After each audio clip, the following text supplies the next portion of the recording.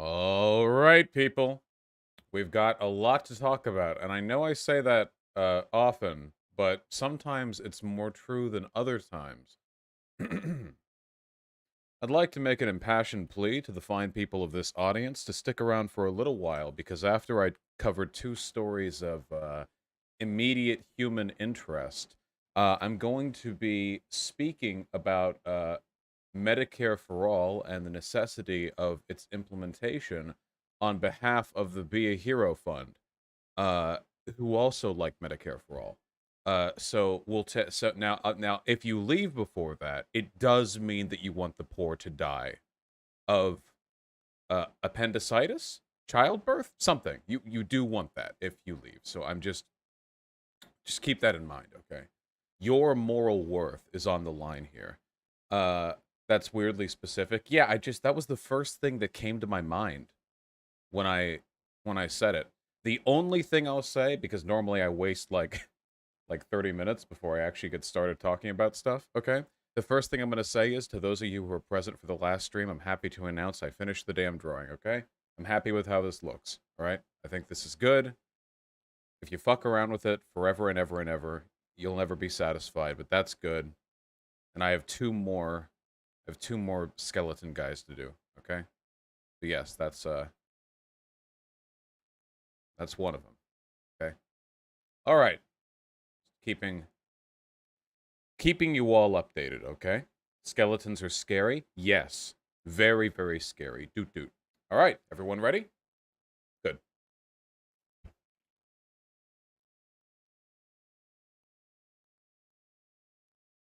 Boss bad, boss bad, boss bad.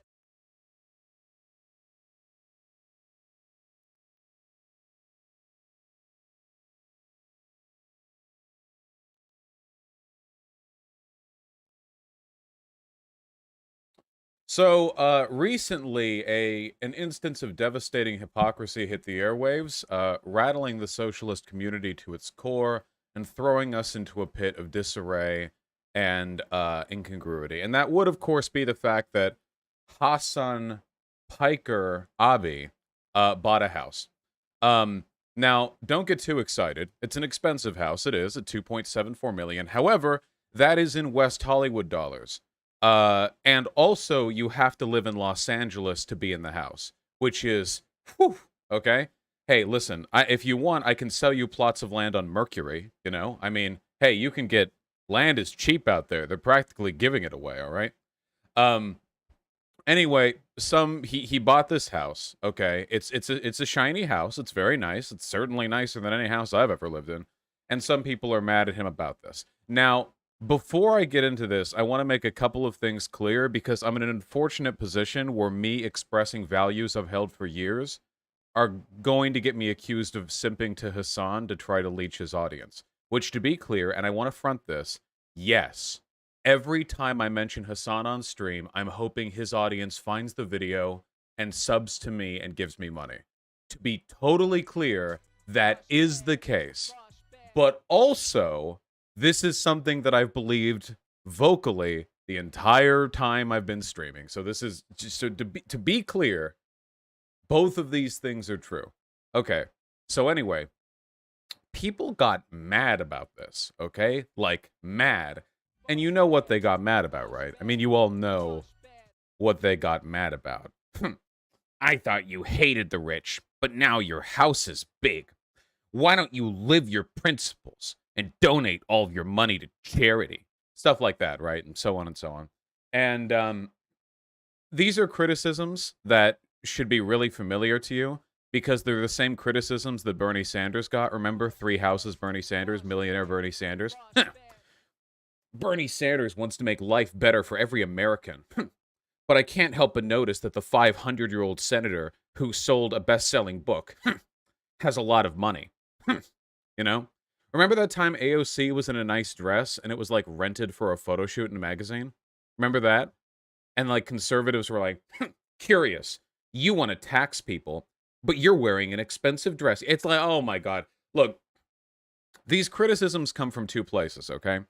From one place, they come from like bad faith liberals, okay? They're people who dislike socialists, but find our arguments unassailable and our appearances, just beyond reproach.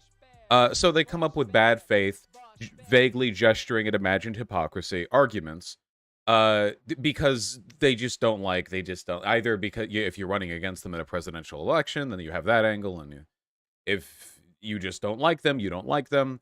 Arguments from hypocrisy are always really, really weak by like default, unless the hypocrisy that you're underlining meaningfully destroys the concept that's being delivered. So let me give you an example, okay?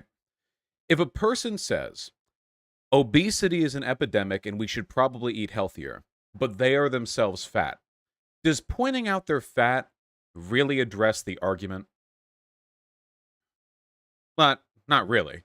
I mean, you can if you want to be mean. I mean, it's a strategy, but it doesn't like address the argument, you know.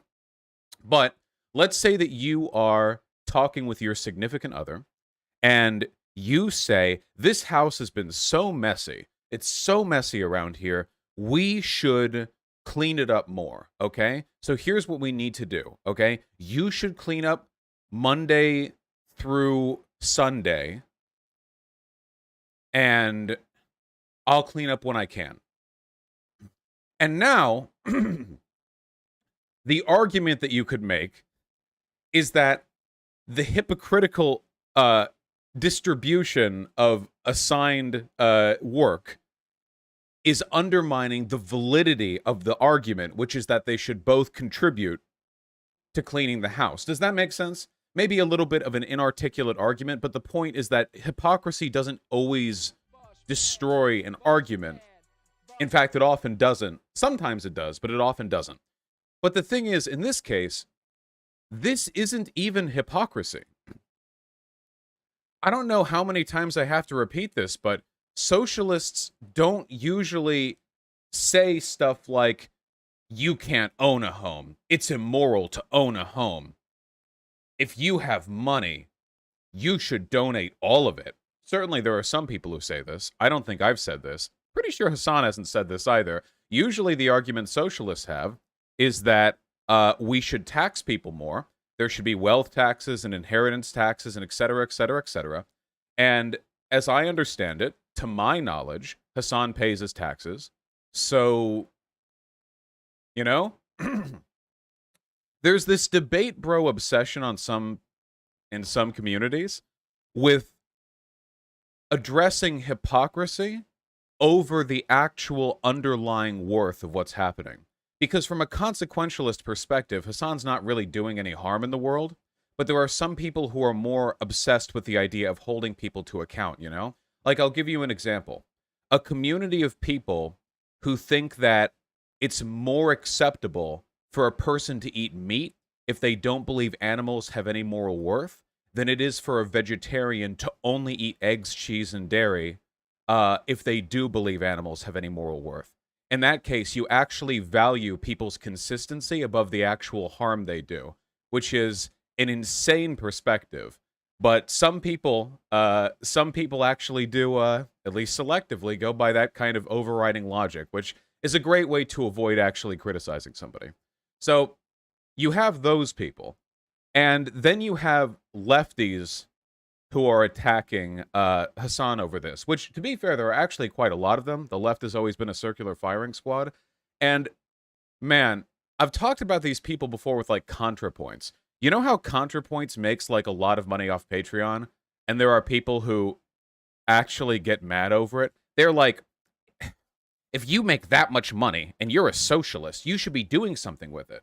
And, hey, you're right. Hasan should be doing something if he's a socialist with that much in the way of wealth. Thankfully, he's the largest socialist streamer, to my knowledge, on Earth. So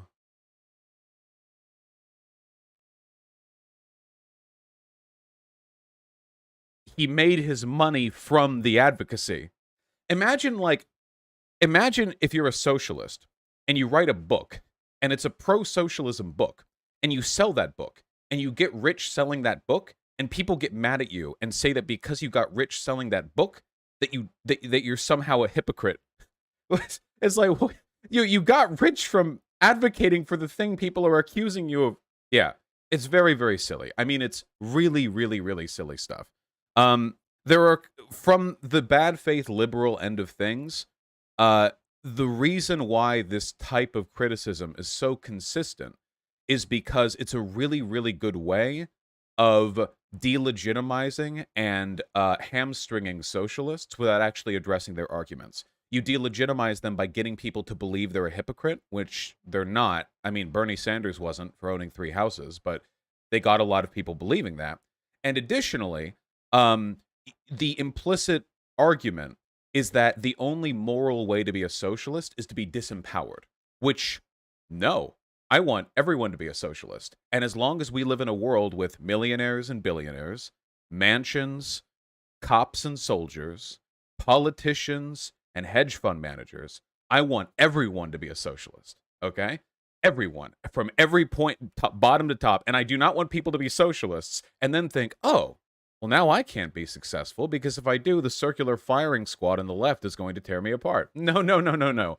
Contra talked about this in Envy. This is a horribly counterproductive way to go about things. Can you imagine if people disregarded Marx because he hypocritically accepted the help of Engels, a factory owner? Can you imagine? Like, seriously, he was a factory owner. And by the way, Hasan makes his money streaming and YouTubing. Okay, this is like the least exploitative way of making money. Seriously, in terms of like wealth accrued relative to employees strangled, this is a relatively high ratio of moral profitability compared to Engels, the factory owner. Das Kapital, no, this was funded with bourgeois money. Like, come on, Jesus.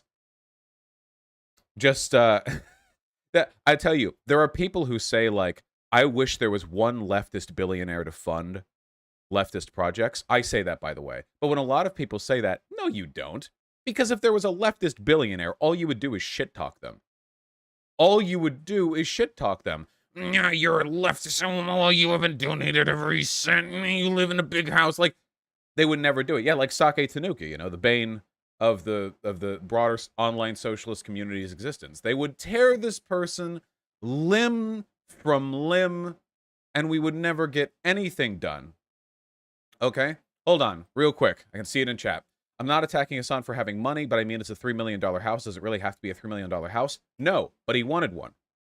I don't care. At some point, it's just fucked up to spend so much money on something like this? No, I don't agree. Spending lots of money on houses to live in is not the backbone of the exploitation of the capitalist economy. You're individualizing and personalizing the problems with capitalism. The problems with capitalism aren't the fact that wealthy people exist or that there are large houses and realtors who sell them. Those things aren't the metric that makes this system exploitative. It's a horrible, bastardized, incestuous relationship between all the intertwined systems of political and economic power that guarantee more political power to the wealthy, and then reify and reinforce systems that privilege the wealthy and allow them to accrue further wealth at the expense of the rest of the people. But that has nothing to do with whether or not a person who's already wealthy buys a big house. That's just, they're not, these just aren't connected in my mind, you know? Or if you want to do a trade-off, $3 million house, but also Hasan reaches millions of people every week with socialist messaging. I don't know. I mean, you can do the math on that if you want, but that seems like a favorable trade to me. Now, that's not to say that it's not good for people to be as benevolent and generous and philanthropic with their money as possible. But I don't think that that's a hypocritical argument. Like, everyone should be that way, not socialists especially. Like, if you hold socialists in power to a standard which is different, there will be people who don't meet that standard who will be disinclined from being invested in socialist arguments because they know that even though their behavior hasn't changed, the way they're judged will be. Even if their behavior improves, the way they're treated will go down, which to me just seems highly counterproductive. My recommendation on this is exactly the same as it has always been. If you want to encourage left-leaning, powerful people to do good stuff with their money, do so. but do not do so in this bitter, half-assed, facile attempt at accusing them of hypocrisy. Just be, like, reasonable about, hey, I think it'd be nice if we did more charity. I think it'd be nice if we did this. I think it'd be nice if we did that. Just be reasonable about it. But it's so obvious how spite-driven a lot of this behavior is, because it's not a Hasan's income has been a consistent thing. You all knew he made millions a year, right? You can do the math on how many subs he gets. It's not like a hidden thing. He was always rich. I mean, it was known. But now the hate comes? Like, this is clearly not, like, a matter of holding people to a consistent standard of behavior, and more so a matter of, I don't like opulence in the hands of people on the left. And I just don't think that's a good argument. I want to be really clear so everyone knows, okay? While I am nowhere near as wealthy as Hasan is, okay? If I was, yeah, I would probably buy a nice big house too. Because it would be shiny, and I would want it. And you can complain about that all you want, but your complaints should probably be leveled not at hypocrisy, but rather at sort of the general enemy and inequality of our society. Because at no point over the course of my stream have I said it's immoral for rich people to buy big houses. It is immoral to buy big McMansions. That is immoral. Those gigantic empty houses that look like showrooms that you can buy up in northern Texas for like $1.5 million that are roughly the size of like a Walmart parking lot. That is immoral. But this is a West Hollywood house, so that's probably not necessarily an issue here. Yeah, that is morally wrong, to be clear. Those houses suck. Oh yeah, I've been inside one once, and oh my, it really does feel like you're in a showroom or like a car, like, you know, the car display rooms in the nice like car dealerships, you know. What makes it immoral? Because they're gross. Just we're not getting into this right now. We're trying to be pointed with this. Do you not think class interests interfere with socialist politics? They can, but if that's the case, criticize the way it interferes with socialist politics. Now, here's something that you could criticize. Let me give you like an in. If you want to criticize Hasan for hypocrisy, here's what you should do, or any person on the left, okay? Let's say that you have a small streamer who says, yeah, tax the rich, cancel inheritance, capital gains tax, yeah, and all that, you know. And then that's what they believe, and they get to be a quite large streamer, and then they kind of soften up on all those positions, you know. Oh, we don't really need like that much higher taxes. Oh, real estate taxes are fine where they are, really. Or actually, you know, in the neighborhood where I'm in, they're kind of, you know, now that I think about it, I don't really think that like, this is reasonable tax rate. I mean, when you do, it's like when behavior like that begins, please criticize them for that, okay? That is valid criticism, but that's not because they're being rich. That's because their values have been corroded by their material interests, okay? Now, to my knowledge, what Hasan's doing here doesn't really conflict with anything that he's said on stream, except for maybe like a bad faith misinterpretation of statements that he's made, like, ha, fuck the rich, but then he's rich, and it's like, ha, now you're rich. It's like, okay, like, sure, congratulations. I've said fuck white people. I'm white. I mean, what are you going to do? Hasan has literally said he should be taxed more. Yeah, and I should be taxed more. By the way, I should be taxed more. He should be taxed more. We should both be taxed more. Please, we should both be taxed more. Absolutely. However, if I am to be taxed more, I would like it to be through income tax and not through the god-awful, what is it, FICA tax? What is it called? The self-employment tax that the employer pays 7.5% of, but if you're independent, you pay the whole 15%. That thing sucks, okay? Pay me, do it more through income tax. Pump that up, okay? Don't... Yeah, appropriately distribute the relationship between these different tax brackets. Increase capital gains tax. You know why? I don't have any stock. Do that, okay? I don't have any stock, so just pump up the capital gains tax just into the stratosphere. Make it 40%. I don't care. Okay. Anyway. Long story short, this is super dumb, and stay mad, criticize policy. Don't get mad that some socialists are successful. It's just seriously, okay? It's really dumb, okay? Like, oh no, a big house in Hollywood that would have been bought by another wealthy person got bought by this wealthy person, and this wealthy person is one of the largest socialists online, but it's bad that they make money from being that, even though most of their money comes voluntarily and from ad revenue. It's just, I'm sure Hasan has said way dumber shit. Didn't Hasan recently, like, kind of defend the USSR's involvement in Afghanistan? That is infinitely more cancelable than anything. Yeah, that this is, okay? This is infinitely more worthwhile. So I don't know. Go get mad at him for that.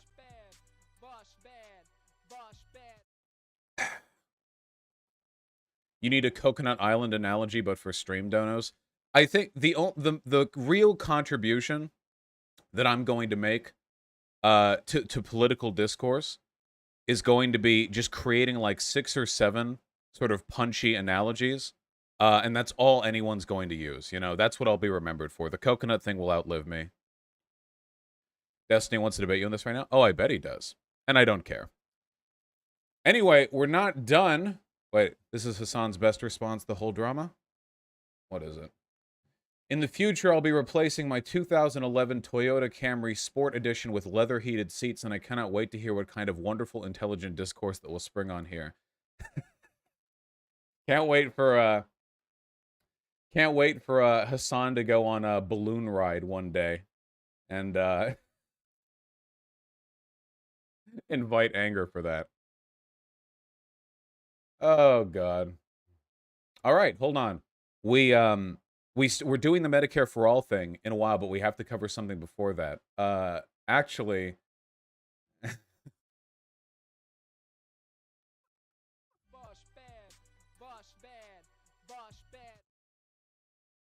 so Hunter Avallone debated Shoe0nHead, and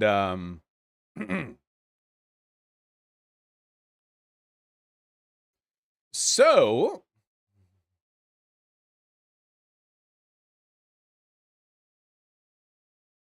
I saw a few minutes of this, and I have thoughts. Let's see how much time we can make through it, okay? Gonna fucking rise up and kill the rich people? There are people that, yes, there are people that unironically believe this. Absolutely, yes, you know this, Shoe. Okay, that's a bad thing to you? Okay, so you're doing it though. You're proving my point. Okay. No, you're proving my point right now because now I thought it was just a meme. Look, you can take Shoe0nHead out of the alt-right, but you can't take the alt-right out of Shoe0nHead. Pepe posting galore. Let's go.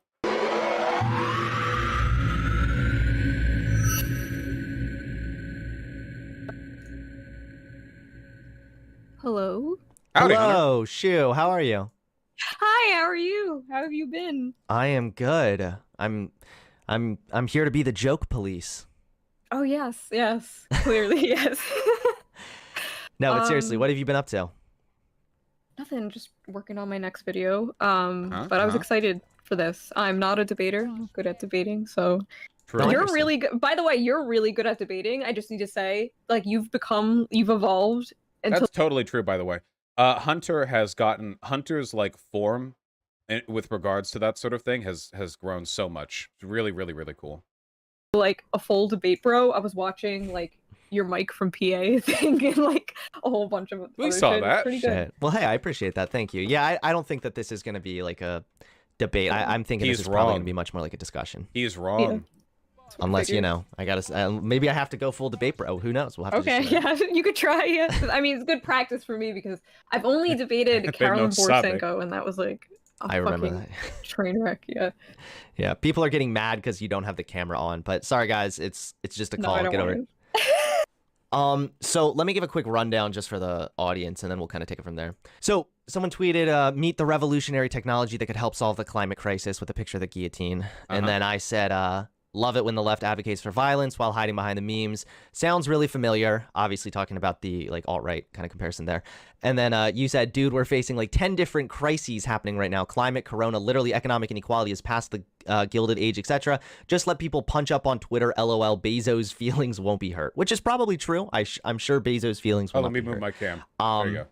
But yeah, that's kind of just for the audience, quick rundown of our brief little exchange there. So do you want to start, elaborate a little bit on your...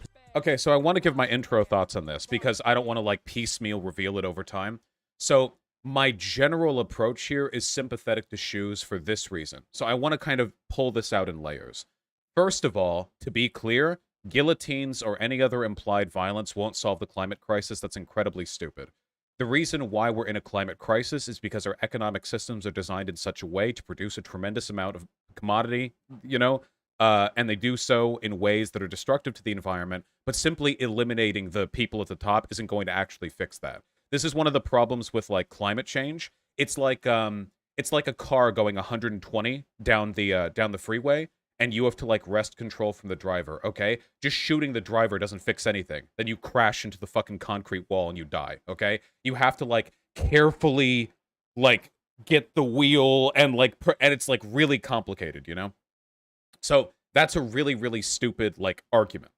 However, antagonism against the wealthy, which is very valid, has always mimetically, seriously, or otherwise taken the form of advocacy for violence against them. This is millennia old, and one of the problems that I have with this kind of equivocacy that Hunter did with like the alt-right, like Pepe posting, dog whistling, whatever, is that there's a really big difference between dog whistling violence against the most powerful people on Earth and dog whistling violence against like minorities. Additionally, because the reason you're dog whistling violence against the most powerful people on Earth is because they're running the world into oblivion, and the reason the alt-right dog whistles violence against minorities is because they don't like them, So there are very, very different contexts and circumstances behind all of this. Now, I don't want people in my community running around being the kind of dumb fuck lefties who screech and wave their arms around and talk about how, like, guillotining Jeff Bezos is going to fix anything, because it won't. It's not a productive or functional sort of type of behavior. I think of it a little bit the same way that I think of riots during civil rights protests. Remember my take on that? Riots aren't good. They don't fix anything. They are destructive. However, they're kind of an inevitable consequence of antagonism. In that case, the protests, and in this case, general anti-wealthy antagonism. And to hyperfixate on condemnation of the most pernicious elements of that behavior kind of implicitly pushes back against all of it, so you have to be careful when you do so. I think my criticism of the guillotine rhetoric is responsible because it segments what I think is bad about it and what I think is acceptable about it, and I think that maybe sometimes other criticisms lean a little more centristy. Does that make sense? I hopefully that makes sense, right? That's like my broad approach. Also, from an optics perspective, it does look a little bit bad that like comments like this get joke policed a little bit. I don't know. The left has a hard enough time with the edgy memes, so like kill the rich, which people have been saying basically as long as people have been wealthy, and it's like, we can't say that. It seems like it's one of the things that moves people over to the left, just a sort of stupid, seething antagonism towards the wealthy. Again, it's not the best way of handling things. The goal would be to move them to a more responsible way of channeling their... Does that make any sense? I think the language here is complicated. Position? So my position is basically just like, I think jokes like that should be allowed. Obviously, I don't think you want to like ban them or anything like that. But right, yeah. I don't think those jokes are optical poison or anything. I actually think it's quite the opposite. I think jokes like that almost are like... Oh, I want to say... Oh, sorry. I forgot to conclude that. While I do sympathize more with Shoe's side of the argument, Hunter wins the debate, based on what I saw. So, to be clear.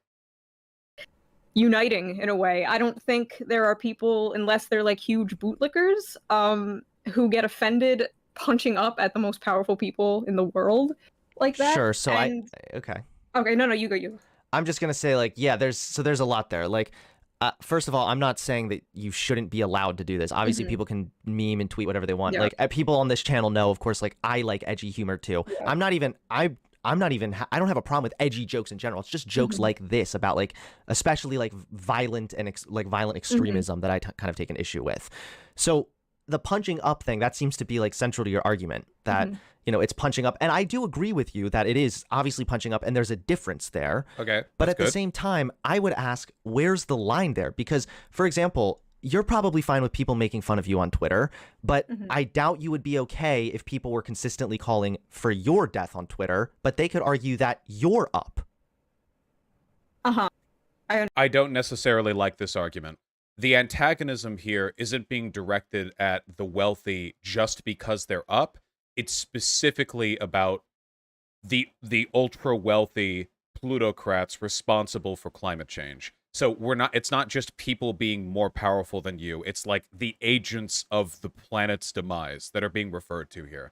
I don't know if that's like a good transposition, or I think it's easy to draw a line between those, you know?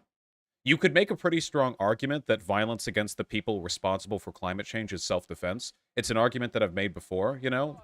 Totally hypothetically, by the way. I don't actually believe that, YouTube or Twitch. But you can make that argument. I understand what you mean. Like they could But- argue you're a privileged YouTuber, you're able to have a successful career by making videos, you probably make a decent amount of money. What's stopping someone from making jokes about killing you? Because I would find that abhorrent. Well, they do it, and it's just like, okay, whatever, like, I don't care. But, like, That's kind of a weasel from Shoe. Shoe obviously would care if people were saying that she should be killed. I think that's a little bit dishonest. feel like there's an obvious line, right? The line is these people are basically untouchable. They're not like you know how, like, you know, abolish the police was kind of optical poison, right? Because everyone knows a police officer. Like, some police officers are in your family, whatever. Nobody knows a fucking multi-billionaire. These people aren't like us at all. They're not on the same level. Like, me and you were, like, you know, regular tax-paying people. There's a huge difference between multi-billionaires, people in power, like people in our government and stuff like that, making jokes about that and making jokes about like any other person. Like, if somebody was like, oh, like talking about how they want to kill Steven Crowder, like, that looks bad. That looks like we want to kill people who disagree with us. But that's That- an arbitrary line that you're setting, more or less, right?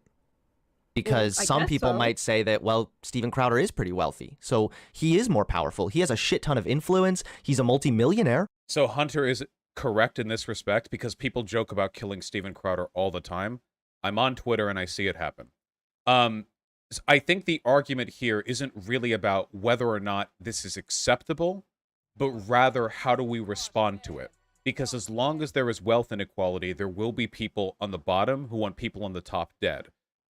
Now, I mean, this is like a Twitter joke, so this isn't even like a real this isn't even like a real expression of immediate and measurable class animus, but I think the question should be, how do we respond to this necessarily? Now, the reason why I'm kind of by default more aligned with Shoe is because I don't like Hunter's response to this. Love it when the left advocates for violence while hiding behind the memes sounds really familiar. This is a both sides argument, fundamentally. This is like a centrist argument. Like the idea, what this is essentially saying is that like all forms of signaling like violent intent are identical, which is absolutely not the case. There are huge differences, and I think this equivocates way too much. Especially since this is saying like hiding behind the memes. I feel like this is pretty clear, right? Like, this isn't really dog whistling. If an alt-righter said, meet the anti-degenerate technology that could help solve the great replacement, and it was like a gas chamber, like, that's not really a dog whistle. That's just a pretty clear signal of intent. So I don't know if anyone's hiding behind anything here. It just seems like a comedic expression of the class animus. Does that make any sense? I'm really trying to be nuanced about this, but I have a feeling that nobody's going to appreciate it, and people are just going to wildly swing back and forth between thinking that I'm defending Hunter unequivocally and defending Shoe unequivocally. Oh, God. Why can't I joke about guillotining him? Okay, I don't Second, know how to. I mean, if I can go on in the other, because I wrote a couple things down here too. But like, Steven Crowder isn't like, because we have what, the fucking climate crisis. We have a bunch of CEOs. Like, no one knows the ExxonMobil CEO. They're not going to see that tweet. They're not going to be offended. Like, It's not about I feel like- offending. So I think this is another like extension of the disagreement is it's not so much just about who's going to be offended. I don't care who's offended. I don't care if a billionaire sees this and gets offended. I don't Hunter give is a correct shit here. about that. I offend people all day, every day for my job. Like, I don't care if people are offended. I'm more worried about the way that these memes. Way it can- looks. No. I mean, optics, we can talk about that too, but I'm more worried about memes that can lead to normalization of radicalization and violence Slippery even. slope of No, not the slippery memes. slope, as No, I know we've, what you mean, sorry. we've seen this happen in the past. Mhm. So, like, the alt-right, for example, that's why I made this comparison. They began as a fringe minority on... So this is the equivalence that I don't like, though, and this is just going to be a disagreement between Hunter and I. I'm not a liberal. I like people being radicalized to the far left. Now, ideally, a radicalized advocate for the far left would be intelligent enough to understand that mindless calls for violence towards the wealthy don't fix anything and are largely a LARPy virtue signal. But class animus does pull people over to the left overwhelmingly. So I'm not against the radicalization. My goal would just be to find ways to channel it. I thought you hated tankies. Tankies aren't on the left. Hey, hold on. Tankies don't want to kill billionaires. That's like 400 or 500 Chinese people, okay? Calm down. 4chan, irrelevant, not powerful, no influence, and they were able to push their extremist and violent ideas into the mainstream by using memes. It sounds funny. I know, like, I mean, if we want to talk about optics, this is putting me in a position where I kind of look like the joke police here. That's so true. No, I know you're not being the joke police. I get that, but I also wanted to... Well, he is, but he admits it, and that's fine. If he can acknowledge that, that's fine. Okay, that's a defensible position if you know what you are. Lastly, just read you this very briefly. This comes from Security Management, a publication of Advancing Security Worldwide. I can send you this study if you'd like. How memes and internet irony are hijacked for radicalization. And this is talking about the alt-right, but I'd like to just read this to you and just kind of ask you and the audience to think, is it possible that this could apply to these kind of memes as well? It says, the report, which analyzed memes and visual culture on 12 Chan sites from March 2020 through June 2020, found that memes are deployed to promote extremist narratives under the guise of pop cultural aesthetics, humor, and irony, thus lowering the barrier for participation. This attracts... So this is completely true, by the way, and what Hunter is saying here is, again, 100% true. Stuff like that guillotine joke do radicalize people to the left. Again, I think there's a pretty big difference between being alt-right and being radical left, but what he's saying here is correct, of course. This is how online radicalization takes place. It's just a matter of whether you don't want it to happen at all, or you want it to happen responsibly, or if you don't really care how it's happening. The younger generation of digital natives who may be initially drawn in by the visual culture and community component of message boards, and then slowly become more tolerant of radical and extreme ideologies. So that would be far more my concern. That joke in particular that we fought about, it's structured like a TV ad, like it's simple and funny. Here's one simple trick to get rid of it. So the message that joke is sending isn't so much we gotta kill the people, it's pointing out that the crisis we're in is started by just a few people. Like, that's the joke. The joke is all this would take to end this is just like these people just fucking stop. I guess. So this is the problem. That's, of course, not true. It's a systemic thing. So yeah, this would be an element of like the bad interpretation of the joke. Now, mind you, I think this joke is funny because it's, again, it kind of seems like a TV ad, but to me, it's just an expression of general class animus more so than it is like a policy prescription. And I know how a lot of people could see this and be motivated to like sort of a bad critical analysis, if that makes sense. You know what I mean? And I am myself a patron of edgy jokes, so. That's why it's a joke, because that's also not true at all. Yeah, like, Hunter's correct here. Like, if we were to kill Bezos, that wouldn't do anything to help the climate crisis. Or ExxonMobil people. Yeah. But also, I kind of take issue a little bit with you adding this, like, nuance that just doesn't appear to be there. Like, it is about killing people. Like, it's a picture of a guillotine. That's from the French Revolution. So the meme, like, the meme is spreading class consciousness, if anything. It's spreading, like, awareness to people. Like, you know, this is the big issue. It's all these people in charge of the world, of the country. But that's it's not, the meme. but see, I would, okay. It's, so, Shoe's half on the money here. Though I would say class antagonism or class enemy or class, you know, warfare more so than class consciousness. But it is both. And you have to acknowledge that. It is true that this is also a general symbol of class antagonism. That is true. It's not, this is not, anybody who believes that this meme is exclusively a joke about killing rich people is engaging in bad media analysis. However, it is partially that. It is at least 50% that. So you have to acknowledge that, I think. Shoe seems really nervous, TBH. Well, Shoe's just not good at debate. So I imagine that, well, I mean, we'll see, right? I guess, again, if we want to say that it's a joke because it's just a joke and it's not meant to be thought of seriously, then fine. But, like, I would take disagreement with that because it might be these top CEOs that are playing a huge role in the carbon emissions, sure, but, like, they're not just doing that for fun. There's also a demand for it. It's an entire system that's broken, you could argue. And I don't think that just killing billionaires would fix anything. That's true. You know that thing they say, the top 100 companies are responsible for 70% of climate emissions? A lot of people seem to believe those climate emissions are being done for fun. Like, the top 100 companies are just, like, for funsies. They just have some, like, giant coal burners. They're producing those... They're producing those carbon emissions, upholding the world economy.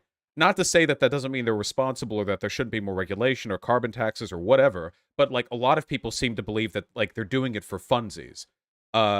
It's the whole system that's built around the consumption of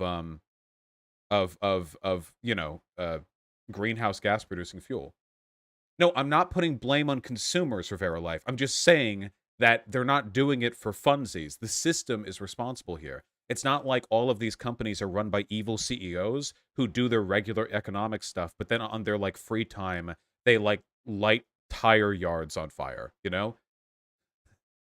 That's not to say they're not bad. They are. I'm just saying that it's more to it than, like, a guy being bad, you know? If we were to kill Bezos, someone else would just take the place. No, I know. I don't think that either. But I'm just saying, like, they do burn the rhetoric tire that they're yards spreading sometimes. it's not the same as the alt-right thing you're talking about. So, like, with the alt-right, I hate the punching up and punching down because I'm fine with both kind of jokes, right? So the alt-right will do, like, racist and sexist jokes and whatever.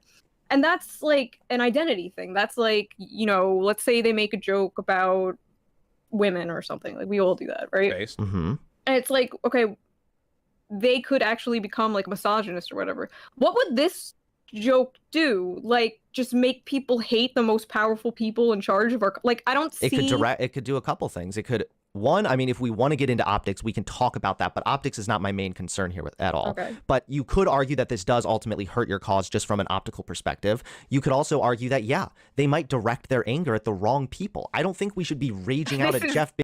The optics thing I'm 50-50 on because, honest to God, in an era of unprecedented income inequality, I think class antagonistic stuff like this is honestly a lot more popular than people think it is, you know?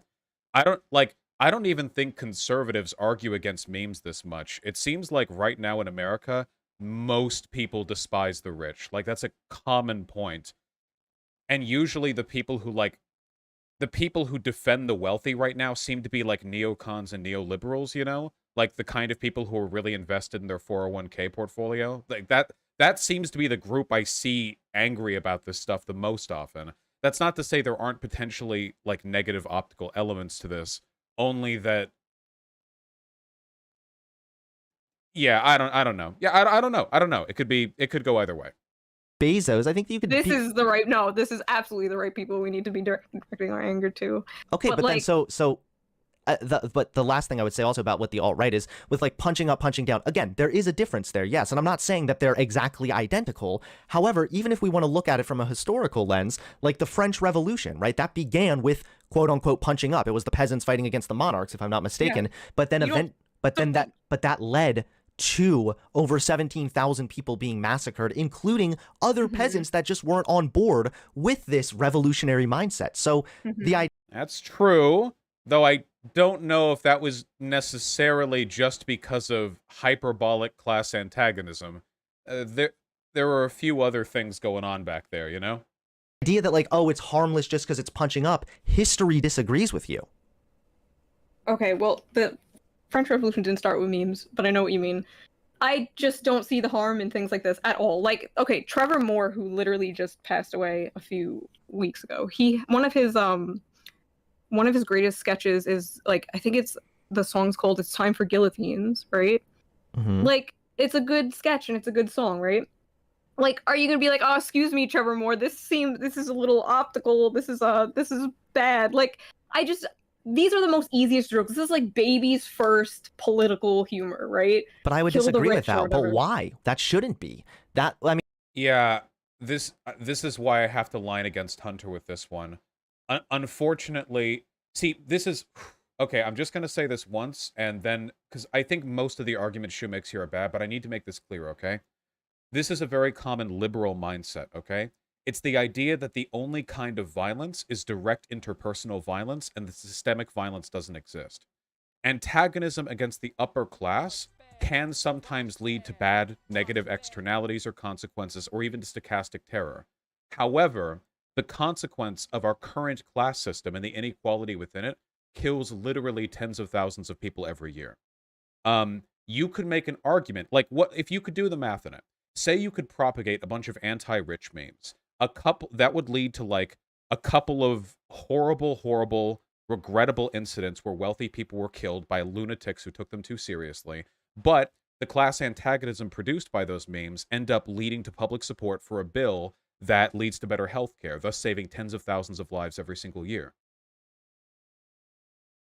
If you Now, this is obviously an incredibly simplistic and reductive sort of assessment of the situation, but the argument that a lot of socialists make is that the current system right now and its preservation are violence. That there's violence happening right now, second by second, minute by minute, hour by hour, every day, every year, all the time, in degrees and extents almost incomprehensible to us as individuals. And that so often pushing back against that violence is decried because comparatively insignificant violence is produced as a product of that pushback. This is what people said about like the riots and the protests of the civil rights movement, that what peace could be worth this when the cities burned and the police fought with the protesters. Well, in reality, it did end up being worth it. And Black Lives Matter ended up leading to people dying. But I would say Black Lives Matter was still defensible. In any instance where action against an unjust system leads to harm, you must weigh that against the potential for real systemic change. And that's something that I often feel as though people don't take into account. It's exclusively an analysis of the minutia, of the granular, of the interpersonal. Now, that's not to say any violence ever is justified because it might lead to something good. It's just a complicated equation. And I'm thinking about it like, how many major civil rights movements or social reformations were ever fought for without, not just without blood, but without like severe antagonism against the oppressor? You know? It seems to me like this is a pretty historically consistent component of any push for a better world. And the goal should be not to say that like Trevor Moore's Guillotine song is bad, but rather to find ways to channel this inevitable component of class antagonism in the most effective and moral way possible. Vosh, so basically the ends justify the means. As a consequentialist, yes, that is always how I assess these things. Does that make sense to everyone? You understand where I'm coming from here, right? I'm just saying, it's a big equation. Sometimes you have to step back from the whiteboard and see all the numbers, you know? Now, again, that doesn't mean everything is defensible, and I know that because I do know a lot of lefties who take shit like this seriously, and you have to push back against that too. It's just complicated. I mean, you need to explain to me why you think that it's not harmful if we saw the same thing happen with the alt-right. If we are able to see something as harmless, like, remember Pepe the Frog? Like, all these harmless sort of ideas that, like, that allowed the alt-right to actually sneak their extremist ideology into the mainstream. You actually believe the Pepe the Frog thing? No, I'm using that as an example of how they were able, like, it's a known fact on how the alt-right was able to use meme culture for their benefit. So how about we be funny? So maybe we should be funny for the right reasons. But don't you realize that jokes allowed on the left, guys? That's not what I'm saying. That is. But I'm just like, what do you want? Like, I don't understand. I'm trying to explain why this. Hold on, Vosh. Lauren Southern could have said this in response to people calling her a stochastic terrorist. Yeah. Hey guys, the stochastic terrorism I inspired is justified. because it's pushing people towards an ethno-state, so it's all worth it. What? No, it couldn't have. The goal she was pushing towards did not justify the means. The ends don't always justify the means. The ends actually have to be better than the cost of the means to justify the means. I don't think an ethno-state is something worth dying for. I actually think the opposite. I think fighting against an ethno-state is worth dying for. Leads to very, like, how this can lead to harm. The thing that this could ultimately lead to could be someone taking out actual violent action against, I don't know, a wealthy person. Maybe they're thinking it's punching up. Like, I don't know. Like, how would you feel if something happened here? You're literally doing the slippery slope, can't make edgy memes. Like, what is your argument? Like, I'm actually not understanding. Okay, my argument is there So, yeah, Shoe should be able to understand the argument here. are certain memes, right? Certain forms of media, even, you could argue, that can lead to the normalization of harmful... Hold on, I'm sorry. Vosh, yes, don't you want your logical framework to always lead to good outcomes? If it can be used to justify anything, what's the point? What? Guys, consequentialism doesn't mean you can justify anything. What do you... Guys, I've been a consequentialist the whole time I've been streaming. I have whole videos on my ethical system. This isn't new. Okay, for anyone who's new, okay, deontologists believe that actions are good or bad based intrinsically on their moral worth, and consequentialists believe that their moral worth is determined by the consequences of those actions. So, to a consequentialist, the ends do justify the means, because if the ends are good enough, then the means were a way of arriving at that point. This is not the same as an eye for an eye, Ray 1KD. In fact, this has nothing to do with an eye for an eye. Literally nothing to do whatsoever. They're completely different things. I don't know why you're saying that. If you want, you can go, like, look up consequentialism on, like, Wikipedia and stuff. I'm not trying to be patronizing or anything, but this is something that I've talked about. Yeah, an eye for an eye is a deontological argument.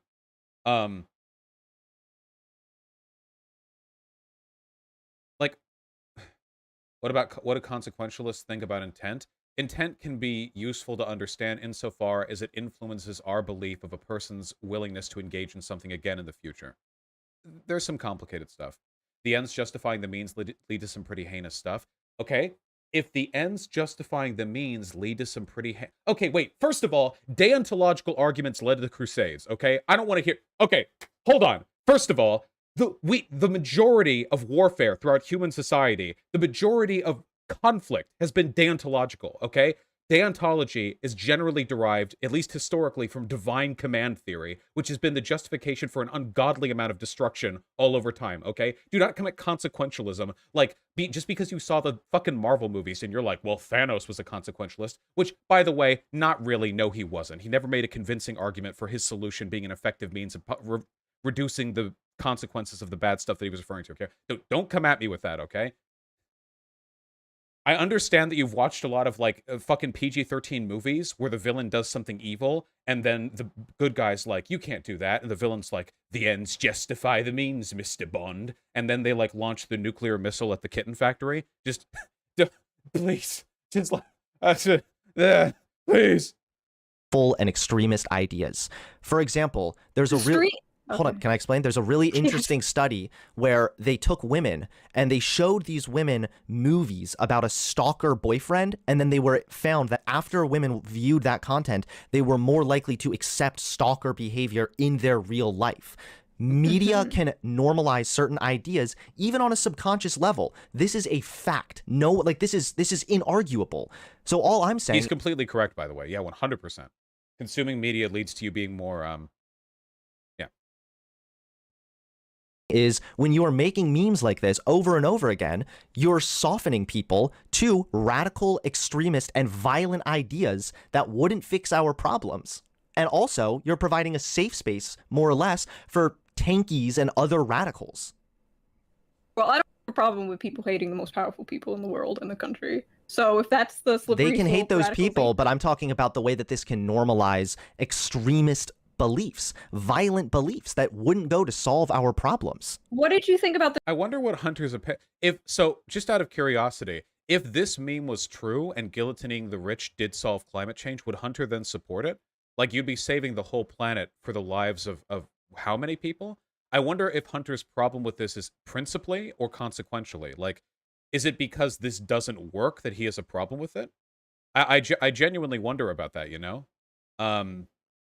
I wonder about the beliefs of both of them, I guess. I don't know. The jokes of Jeff the rocket exploding and everyone like making jokes about that and wanting that to happen. Is that the same as the guillotine? I mean, I'm not a fan of advocating for violence. I think that ultimately it just hurts your cause. Okay, joking about Bezos's rocket exploding isn't a call for violence, though. I don't think there's any way that like an angry lefty could make the rocket explode. That just seemed, yeah. I don't know if that's a call for violence. Yeah, a call for hope. Yeah. Okay, like I don't know. I feel like these are just very level 1 jokes. These people are untouchable. It's just such an easy thing. You can't get any more punching up than this. And left wingers aren't the only one making this. Like this is such a Do you think there are uniting any people that story. look at this and actually think that they should kill rich people or Bezos? I'm sure there are people that do that. For So the would most part, that be a people just problem? coping. Would that be a problem in your mind? If people want to Roblox Bezos, I don't know. Yeah, I guess so. But like, listen. Because I mean, so, there are other creators, like even the Amazing Atheist was commenting on my thing, saying unironically that they have to pretend they're joking about this stuff, otherwise they'll get banned for violating TOS. I have a screenshot Okay. right here. Okay. Oh, he's got the receipts. So there are people that don't just look at this as a meme, LOL. There are people that look at this and it's playing a role in normalizing this idea that we should actually go out and murder rich people. Do you think that we have the ability to do that? Do you think we have the ability to? So yeah, the problem here is that Shoe isn't actually responding to the fundamental argument that Hunter is making. Now, there is some truth to Shoe's point here that the ability to commit violence against the ultra wealthy is incredibly marginal compared to the ability for the alt-right to commit violence against minorities, because minorities are everywhere and by their definition socially disempowered, and the wealthy are few and by definition quite powerful. But she's not really responding to the fundamental arguments Hunter is making here. What do you mean? To rise up and multi-billionaires take them out? It doesn't have to be multi-billionaires. You said it yourself that it's a class struggle. It could simply just be someone who's more well off. It Okay. normalizes violent extremism at the end of the day. And also it's just that like I walked away from Vosh, I'm going to take issue that nobody has defined violence. That's true. Well, again, it gets more complicated when you factor in the existence of systemic violence and the broader sort of, complication. And there are, okay, just a really quick analogy, like to get your mind churning on this if you don't understand what I mean, okay? Let's say you have a foreign country. It's not our country, okay? It's called Babytown. It's just called that. It's a very small country. It's just one town, okay? And it doesn't have much in the way of like effective legal structure, and there's a robber baron there, okay, who controls a lot of industry, and the robber baron's economic and employment policies lead to a lot of people dying on the factory floors, okay? They die, they get scooped up, they get burned. A lot of people die because of this guy's desire for the constant accumulation of wealth, okay? Now, this guy's son, who would inherit his property, is less of an asshole. If you killed that guy, would that murder be justified because the employment policies of the son are almost guaranteed to be less destructive than those of the father? Or alternatively, is it unethical to not do so, knowing that you're perpetuating more death just because you don't want to stay in your hands? Or alternatively, how do you feel about people calling for the death of that person with the full knowledge that there would be a consequential gain to doing so, even if they have to sort of scattershot antagonism against the wealthy and might end up leading to antagonism against other groups? The honest answer to these questions from my perspective is it's really complicated. And the reason why it's complicated is because all of these actions and all of their consequences reverberate beyond the interpersonal engagement of one act of violence between one worker and one business owner. So it's just something to keep in mind. Does that make sense? This is legit. Anybody who has an incredibly strong and hardline response to this, I feel, is almost an ideologue. Vosh, you've just created a precedent in which it's okay to murder someone if someone perceives that there's a good outcome to doing so. No, consequentialism allows for laws. No, you can have a consequential benefit to broadly making murder illegal, and then consequential benefits to understanding the various thresholds by which that would or would not be acceptable. If you're James Bond and you don't have license to kill, but one person's about to fire a nuke at the Midwest, you probably have a moral obligation to shoot the person with their finger over the button, even if it's illegal to murder, but I would still defend the fact that it was illegal to murder that person. Please.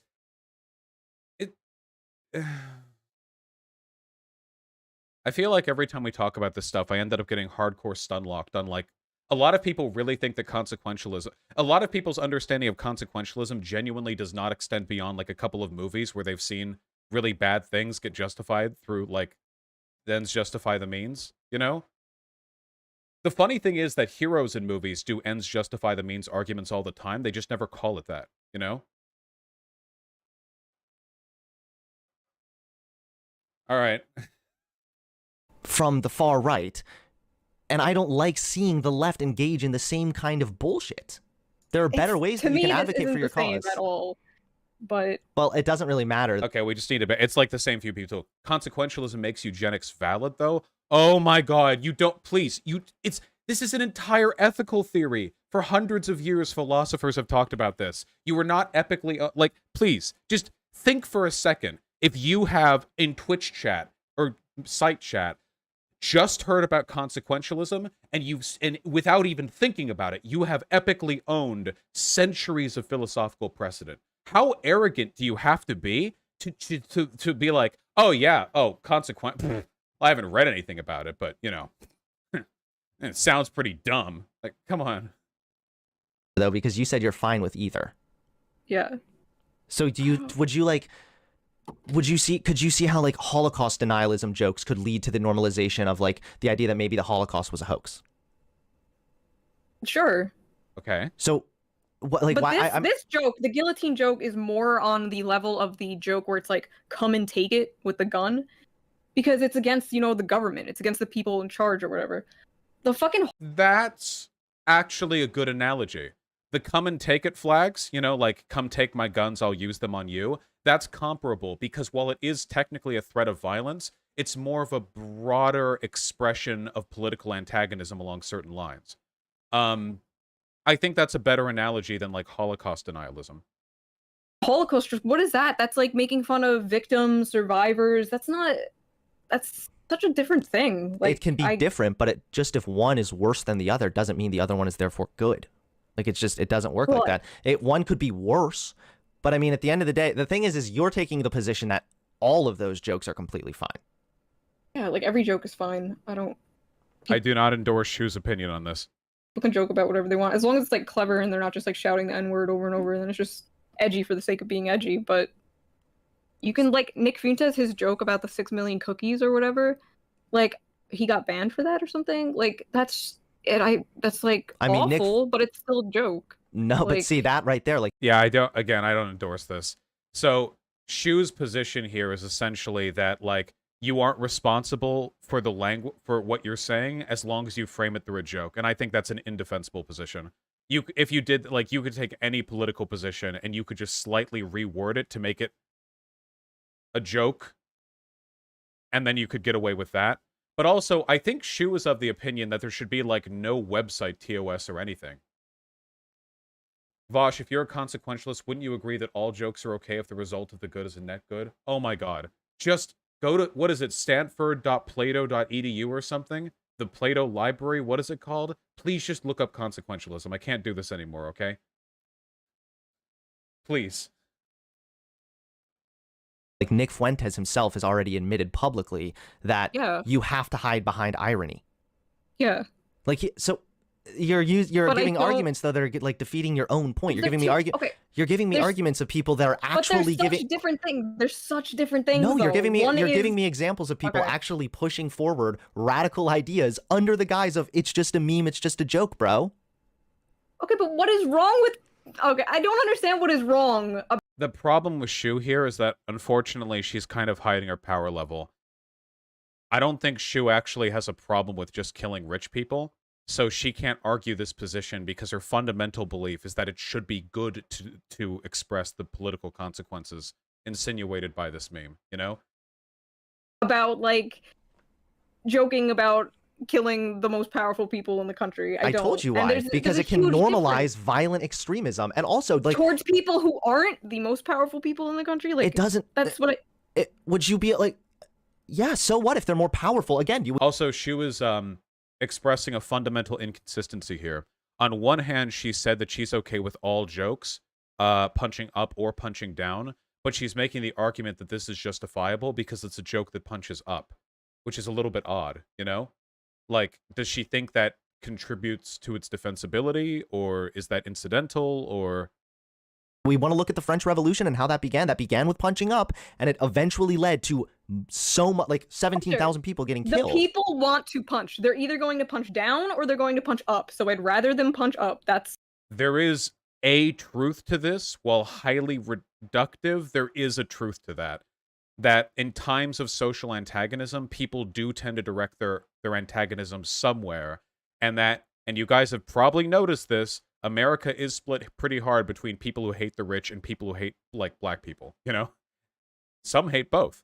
But we don't talk about those, okay? I disagree with that. I think I have more faith in people than that. What can we do? Like, everyone just wants to cope. Everyone's depressed. Okay, you have the doomer mindset where exactly. Okay, so there's the doomer mindset, which is let's just joke about killing rich people and that does nothing at all. Or we can actually talk about real policy positions. Like, I know that we can do both. I think that you can make jokes about it, sure, but I don't think making jokes about killing people is necessary. And then if we want to talk about optics. So the question isn't whether or not it's necessary. The question is, what should we do when it inevitably happens? You know? Because you're never going to keep people from making death threats or, like, death jokes about the rich. That's always, I swear to God, you could probably find, like, in like, the ruins of Pompeii, you can probably find, like, ancient glyphs of people shit-talking the wealthy back then, too. I feel like this is a pretty universal thing. The question is, how do you channel that antagonism? When it happens, how do you respond to it? And I don't think Hunter's response here was really appropriate. The one where he said, this is just like alt-right Pepe posting. I don't know if that's, like, a good one, you know? There is a level of optics there that I think is important too, because climate change is such a big and serious issue. It demands unity. It demands that we are all working together here. And I could not think of a more uniting thing than joking about people. Do you think that maybe moderates would be uncomfortable? Do you think people that aren't terminally online might be a little uncomfortable with jokes about guillotining the rich and guillotining Bezos? Honestly, I feel like they're kind of popular right now. I mean, to be fair, like, Hunter has used an example of this working in the past, the French Revolution. In the French Revolution, it's not like every French peasant was some, like, was some, like, radical anti-monarchist, but, you know, apparently there is some pull to just fervent hatred against the wealthy. I don't know. Maybe there are studies on this somewhere. Send them to the gulags? Like, you don't think that may, like, push people away? Then who cares? Okay, I have a lot of right-wingers in my audience, and I talked to them about this, and they're like, oh yeah, no, that's fine. You could joke about, like, killing the rich, like, eat the rich, whatever. It's fine. Like, everyone, like, most people are fine with this level of bunching up because it's fine. Like, well, Shoe probably hangs out with a fuck ton of, like, Nazbols, so yeah. Most people aren't consistent, so I don't care if most people are fine with it. What comes down to is if you're on the left, do not become a different version of a human from people on the right. This worked on the alt-right. It worked before in pushing forward extremist ideas into the mainstream under the guise of irony and humor, and gives people this plausible deniability. But the right's extremism is like, this is a straw man, obviously, but, like, you know, kill black people or whatever. And the left's extremism is kill the most powerful fucking people. I'm not saying they're identical. I'm not saying they're identical. But then why are you worried about left extremism? So Hunter has to acknowledge that not only are they not identical, they are like opposite. You do have to acknowledge that. It's not like, oh yeah, one's a little better than the other. These are radically different kinds of extremism and antagonism. You know, that is important to keep in mind. I feel like Hunter doesn't want to say they're the same, but doesn't want to, like, pull them apart too far, you know, but you do have to be clear about that. You know what I mean? Like, I'm not. Wait, you said it yourself. I can be worried about both. Okay. Okay. And also, when you use memes like this, you're providing a safe space for other radicals. You're providing a safe space for tankies. Like, if you think about it, I mean, I look at myself as an example of this. I had like right-wing. I don't know. I don't think this is the right use of the term tankies because, I mean, I don't. I don't think that tankies are the loudest like anti-rich group necessarily. It just seems like a general left thing. Why are you afraid to say yes to these easy questions about consequentialism? I answered like 6 of them. And also, it's the same 3 people typing in all caps in chat. And also, some of these questions are so misinformed and so fucking obvious, you should probably just, like, Google them.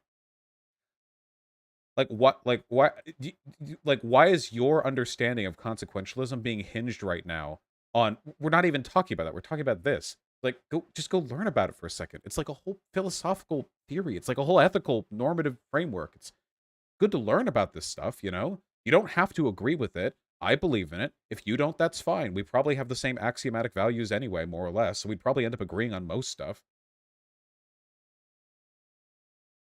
Channel. I was never alt-right. I was never a fucking neo-Nazi, but I think that alt-righters and neo-Nazis felt really comfortable in my audience. And I don't want to cultivate an audience like that.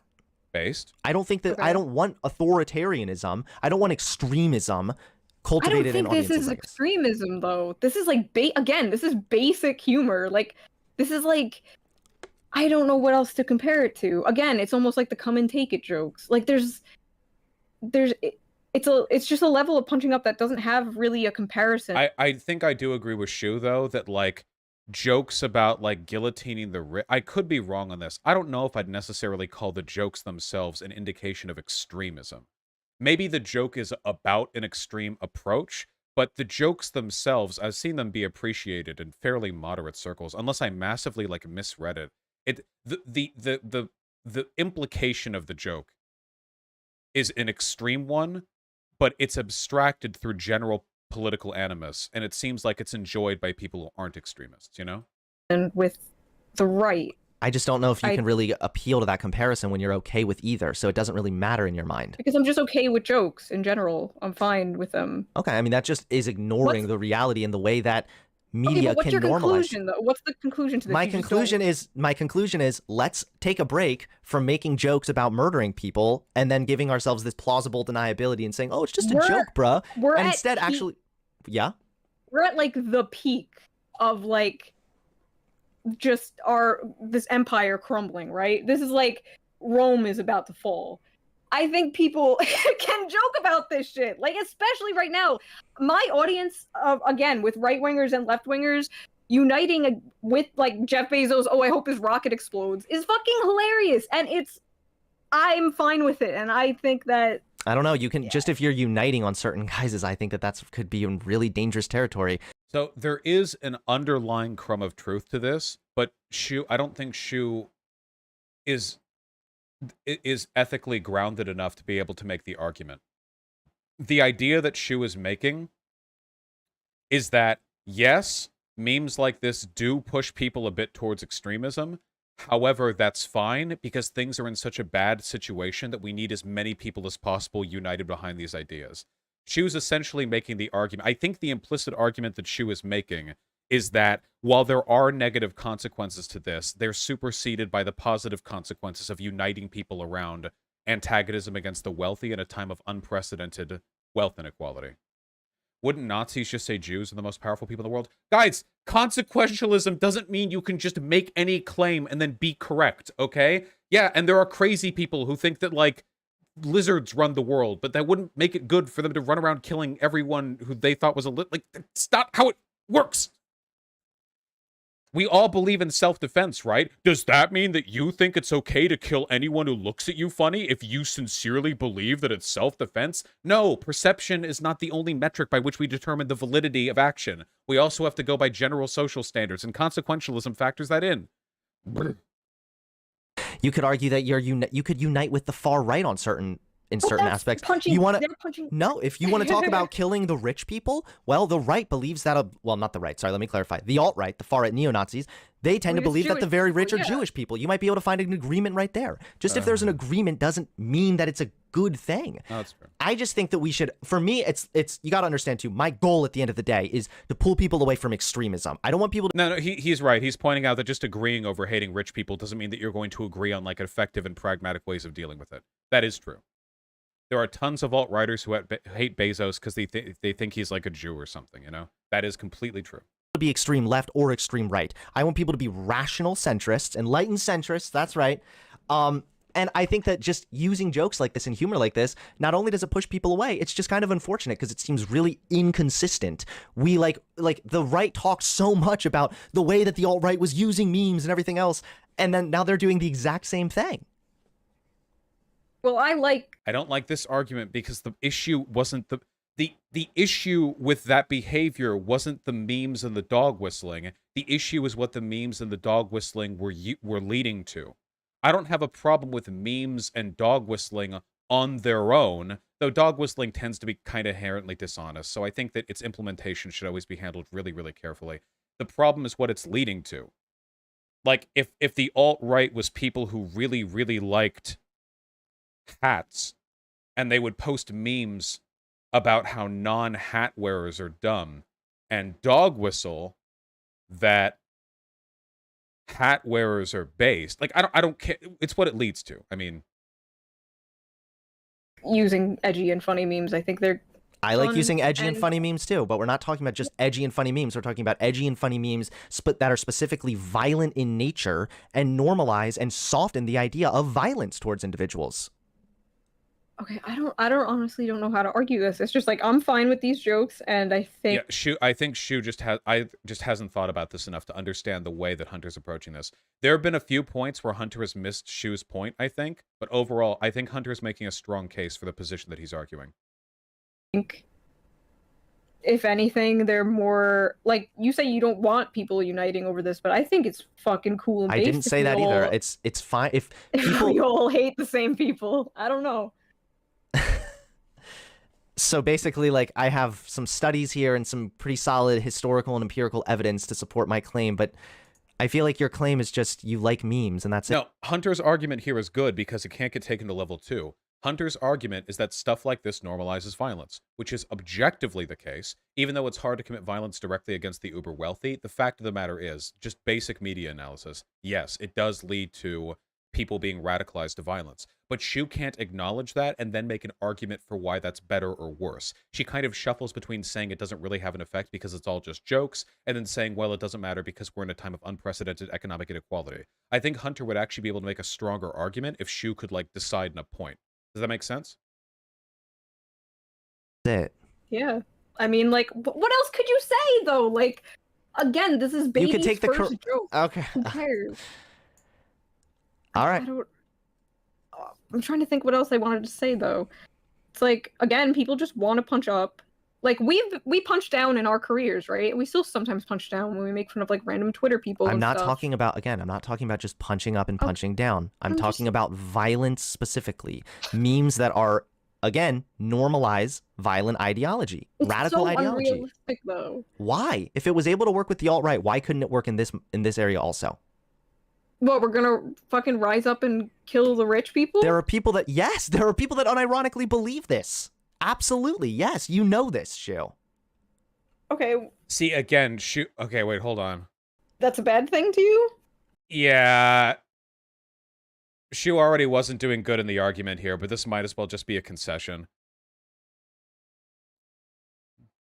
Okay, so you're doing it though. You just you're proving my point. Okay. No, I'm you're just proving saying. my point right now because now I thought it was just a meme. It is a meme. Yeah. No.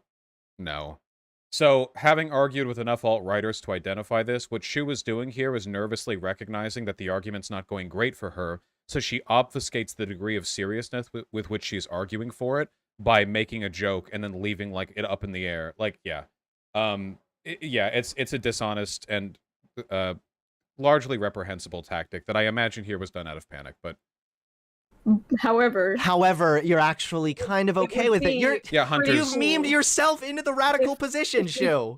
I'm just saying, if we all took a guillotine all together, the left and right held hands and wheeled a guillotine to Jeff Bezos' mansion, I'm just saying it would be kind of cool. He doesn't even have to come out of the mansion. I'm just saying it would be some good symbolism. That's all I'm saying. All right. No, okay, I'm serious. I don't think there's anything wrong with joking about these things, and I don't know how to argue because, like. But now nobody would ever take any argument Shoe makes seriously because we know it's not joking, you know? It's just, I don't know. We're at the tippy top of it's coming to a peak, and I feel, and you think that maybe guillotining them is what's necessary? These people are villains. They're destroying our country. They're destroying Why do you think they're world. destroying the country? Do you think that there's a demand for that? For some of the goods that they're providing, that on the way of providing those goods, they're also destroying the world? Like plastics and stuff? Like, do you believe, well, I'm getting at something deeper here, which is like a broken system, where maybe the individuals aren't necessarily who you should be mad at, but rather the system. Yes, don't we have this correct. conversation about police? Yes. So capitalism. I'm not Is that what you're getting at? No, I'm What system are you talking about? Sorry. Yeah, if you wanna like be upset about something, then why not rage against the system and not like actually the individuals? Like, you could argue that they themselves are products of that system. Okay. I don't know how to argue against this. So just it's an anti-capitalist meme though. That's what this is. It is criticizing the system. It's not though. Is it not? Because the way It's 50-50. It is general class animus. However, it's also obviously a call for violence against the wealthy. There are elements to both. You have to acknowledge both. I think after having seen pretty much all this debate, because it's almost done, I think it's pretty clear that Hunter won. The only disagreement that I would really have with Hunter is, I think, some degree of equivocation. And also, I'd be interested in having a talk. Maybe we could talk sometime about structural violence, you know? And questions about the extent to which the radicalization of a population can be justified. I think there's validity to that. Shoe's position on this is borderline incoherent, so that would probably be worth. I feel like I would have like. I feel like talking with Hunter would be a convo, and talking with Shoe would be like a reconstructive effort, you know? There are underlying truths to what Shoe is saying here, but, like, they are just buried underneath mountains of bad rhetoric and, like, fairly dishonest argumentation. Well, in the way that it's criticizing the system, it's let's kill rich people, which I disagree with that. I think that we've seen this happen with the alt-right, and I think that we should. I see that, you know, I'm against my audience in this one too. My audience doesn't agree with this either, but you know what? I take consistency really seriously, and this is a like major inconsistency that I'm seeing on the left. But either way, if you want to go ahead and give a if you want to go ahead. I don't know if that's a consistency issue. It's just a matter of being able to practically defend the consequences of your behavior, right? I don't see what this necessarily has to do with Oh, hey, Hunter. Oh my god, I didn't see you in chat. Jesus, fuck, you gave me a heart attack. Howdy. Yeah, yeah, I think, I think you did a good job arguing from your position. And I think that if I was a liberal, I wouldn't even necessarily I'm not saying that to be, like, to besmirch or anything. Obviously, we have different frameworks, but I think from the perspective that you arrived at, you argued your position about as solidly as you could. The Shoe was very shiftless in this conversation, so, it can be sometimes difficult to know what to target. And give like a closing statement. I don't know. Like, I don't know. I don't know if it makes me sound edgy and radical or whatever, but I'm on the opinion of the people in charge of this country should fear the people. I think that's a good thing. I think that's okay. The government should fear the people, and the people in power should fear the people. I would agree with you completely. Yeah, I agree with you. I don't think that needs to be done by memeing about murdering people. Okay. I mean, you can make the same argument about the president, even if you wanted. Okay. So. Yeah, like, I don't know. I just think that it is sort of joke policing. You're worried about optics because I know that you come from the right and you've seen. I'm not worried about optics. I've barely made an optics argument this entire time. I think there's an argument to be made on the basis of optics, but I don't think that's the strongest argument here. I think the strongest argument is ultimately the same way that the alt-right was able to hijack internet irony and memes in order to radicalize people and push extremist ideologies. I see no reason why people on the left are somehow. Nah, dude, she was right. She's just really bad at staying consistent between what's sincere and what's irony. irony. That really matters, though. When I'm looking at an argument or a debate or something, what I'm mostly looking for is how effectively does the person argue from the premises that they hold, you know? And even if I agree, like, principally with one person more, the thing is, I don't really agree with Shoe. I agree with myself making Shoe's argument. Does that make sense? Like, I'm not agreeing with Shoe here. It'd be like if I transpose myself into this conversation and make the argument the way I would, then I would agree with myself, which I always agree with myself. So that obviously doesn't mean that much, but that's the way that I come at it. But we can talk with Shoe. Maybe we can sort of hammer out these beliefs. Above this, I think that they're just as susceptible, and I think we should be Okay, honest with ourselves right, and consistent. But if the far right got into power because of their edgy memes, what is the worst that would happen? A lot, right? that's not even that. Like, we could talk about that. Okay, sure, but we then can talk about that. If the far left got into power, what would happen? I don't know. Who knows? If we see from history, they might try to establish communism, and then that would probably fail. I don't. Who fucking knows? I don't. All right. Hey, I appreciate you coming on, Shoe. I don't know. Nope. I hope that no bridges are burned here. I don't want to sound like weird or whatever. I want to see more conversations between them because they both changed so much since 2016, and it's just kind of heartening for me. You know what I mean? I don't know. It's like we're all on a different hill now. You know? Hunter, really? Wait, guys. I don't think you can Pepe mods Hunter for saying that if there was a leftist revolution, communism would fail. That's what's happened before. I've said that. You can't get mad at Hunter for saying that when I've said that. I've made that claim before, you know? Look, okay? Talking about how attempts at communist revolutions have failed is like saying the N-word, okay? You can do it if you're a socialist, but not if you're a liberal, all right? And I do not I'm not giving Hunter the communism failed pass, okay? I get to say it because it's like an in-group thing, you know? Anyway, I feel like my problem with this whole discussion is that somebody's going to clip one 30-second segment of this and ascribe to me an argument that I don't believe. So keep an eye out for that. But altogether, I'm glad they had a conversation, and we'll see if we can. See if we can't get to the bottom of this situation. It seems like Hunter used similar arguments to the ones he used against Count Dankula. Yeah, it should be noted, I don't like Pepe posting at all. While I don't think it's inherently morally wrong, I think that dog whistling is generally something to be frowned upon because it can lead to a lot of really bad outcomes, and it's really difficult to supersede or to like check, correct, or like figure out after the fact, you know? It seems like if you normalize like dog whistling, you normalize an entire like open range of potentially positive or negative things to be dog whistled, and it gets really hard to control the messaging from there, which is not great. Okay, that's done. We have something important to talk about though, and I'm encouraging all of you to stay. Okay, I ask of you. It would be very kind if you could do so.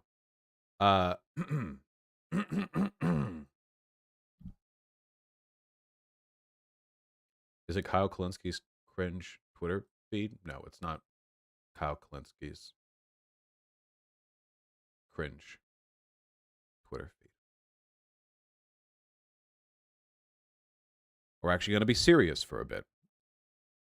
Who here is familiar with the Be a Hero Fund?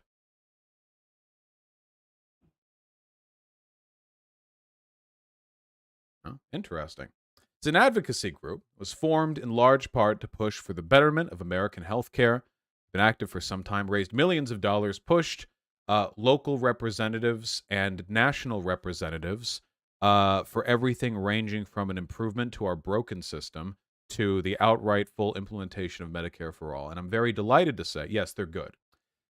And I'm delighted to say that they actually asked me to talk about Medicare for all, which is something that I like. If you type !M4A in chat, and I believe it works in YouTube chat as well, it'll give you links to a Discord server they have where they encourage people to get involved in organization and activism, and also to link to a text campaign that you can sign up for. Cold sells now, mind you, but allow me to make a case, would you? So I want to talk for a little while about Medicare for all, and I guess broadly American healthcare. And normally when I talk about stuff like this, I lead with data. And if you've watched my stream for any length of time, you know I've gone over the data on this. There was plenty of discourse back during the 2020 primaries, back when Bernie Sanders was a viable presidential candidate, and we talked about Medicare for all and how it was cool and good and how we like it, you know? Remember that? You remember those good old times? You remember, don't you? Well, we've done that, and the data's out there. And while I'll talk about it broadly in a little bit, I thought that I might entertain you at first with the most effective kind of argument, anecdote.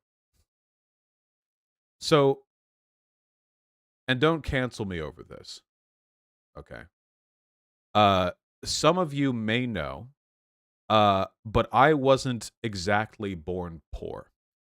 Rumors of my wealth in infancy vary from me having been born in a 3-story mansion in Beverly Hills to what is actually the case, which was me essentially having a middle class experience just with a really good school district and neighborhood, which thank God. Uh, but one thing that I was not was poor. I was certainly not poor. And what that meant was that I was able to get access to fairly decent healthcare when I needed it. I got glasses when I needed it. I was like 6. I was really young when I got glasses. I was able to get treatment for an actual early positive test that I got for tuberculosis. It's kind of a weird thing to get, right? But yeah, I tested positive. The bump from the shots that they gave me afterwards lasted for like a year. I don't know why the bump for those shots, it's like a raised indent in your skin for some time. I don't know. Anyway, I got over that because, modern medicine, and that was great. And scrape my knees from time to time. I think I broke a toe bone once. I got that taken care of. I actually got a 3rd-degree sunburn once. That was a funny one. I am very white. I'm Polish-Irish mostly. And I was out in the sun, and, my parents, responsible parents, they say, put on sunscreen. I lied to them. They trusted me, and I lied to them. My back, it looked like a lobster. It was bad. If I ever die of skin cancer, it was specifically because of that one mistake that I made in childhood, which at the time was mostly an extremely painful and unfortunate experience, but now in retrospect, it's a little bit scary, and I worry about that. So I'm not happy about that. I actually distinctly remember one time I tripped down the staircase of my school, and this is disgusting, by the way. One of the gigantic water blisters that had formed on my upper shoulder ended up popping, and I shit you not, one of the most painful experiences that I've ever had in my life. Truly, truly horrible. But I was able to get the treatment that I needed. But even back when I was a kid, I did notice something, and it was that anything involving medical care was always a source of anxiety for my parents. Now, again, and I want to make this abundantly clear, I wasn't poor, and I'm not trying to claim that experience, but my parents were never exactly uh, enthusiastic about anything involving non-regular medical care. It always seemed to be a source of some anxiety for them. And I was so confused because I knew at the time I lived in Beverly Hills. I knew I had some relative assumption that I was well off, but somehow medical problems still cost them a lot. And part of that is because of my dad's job. He worked in the visual effects industry, which is non-unionized. And that means that benefits, medical benefits, were constantly shifting, all the time shifting. The job that he got here and there, because healthcare is, of course, tied to your work. Here in the States, your job provides you your healthcare, or you can go out of that with extremely expensive, privately purchased healthcare, and wow, is that fun. But outside of that, it gets connected to your workplace. So if your job changes often, then it's really, really difficult to get a strong and consistent understanding of what you can and can't do. And even good medical care plans really don't cover a tremendous amount. Mental health care was something that I realized was largely out of the purview of medical insurance outside like the very, very good stuff, Of course, it often doesn't cover eye and dental, which I needed eye treatment, and my brother ended up needing dental treatment. And that was expensive stuff that my parents had to take care of on their own. And it sucked. And I knew it cost them a lot because I always noticed that there was a sort of inverse relationship between any medical necessity between myself and my brother, who were kids and got, we got scrapes and what have you. And any other thing we wanted to do. Vacations, parents getting a new car to replace an old junker, that kind of stuff. But I was a kid and I didn't really have any sense of perspective. I just thought healthcare is naturally like this. It was always acceptable to me because my parents took care of it. And then I went to college, first for an associate's degree in Santa Monica, and then later to Humboldt County in Northern California. And at the time, I was still younger than 26, which thankfully, thanks to the ACA, is the cutoff year. If you're younger than that, you can still use your parents' health insurance, meaning that while I was at university, I got to benefit from their health insurance, which is awesome. 26, that's good. Kids are staying in their parents' houses longer and longer, so thank you, Obama. And I noticed something really odd up there. Even though I had the insurance, now that I was expected to pay for stuff by myself, because I didn't want to bother my parents for more money, I worked up before moving up to Northern California, so I would be able to use my own money. Even though I was insured, getting proper health care was terrible. I mean, really, really horrible. In two directions. First of all, it was still expensive. The copays were still expensive. The range of available treatments was still expensive. Anything outside of regular checkups was still expensive. Pharmaceutical prescriptions were still expensive. And do not get me started on what a pain in the ass it was to realize that all the insurance in the world, unless you go out of your way for some really good stuff, does not help you much with anything psychiatric, okay? Maybe you get like prescription costs cut down and sometimes like visits less, but oh man, the broader process, I mean, it cuts in. Highly inaccessible. And I saved a good amount of money before heading up there too. My parents, they gave me some money when I headed up to college, so I had a little bit of a pool to pull from, and it was still a lot.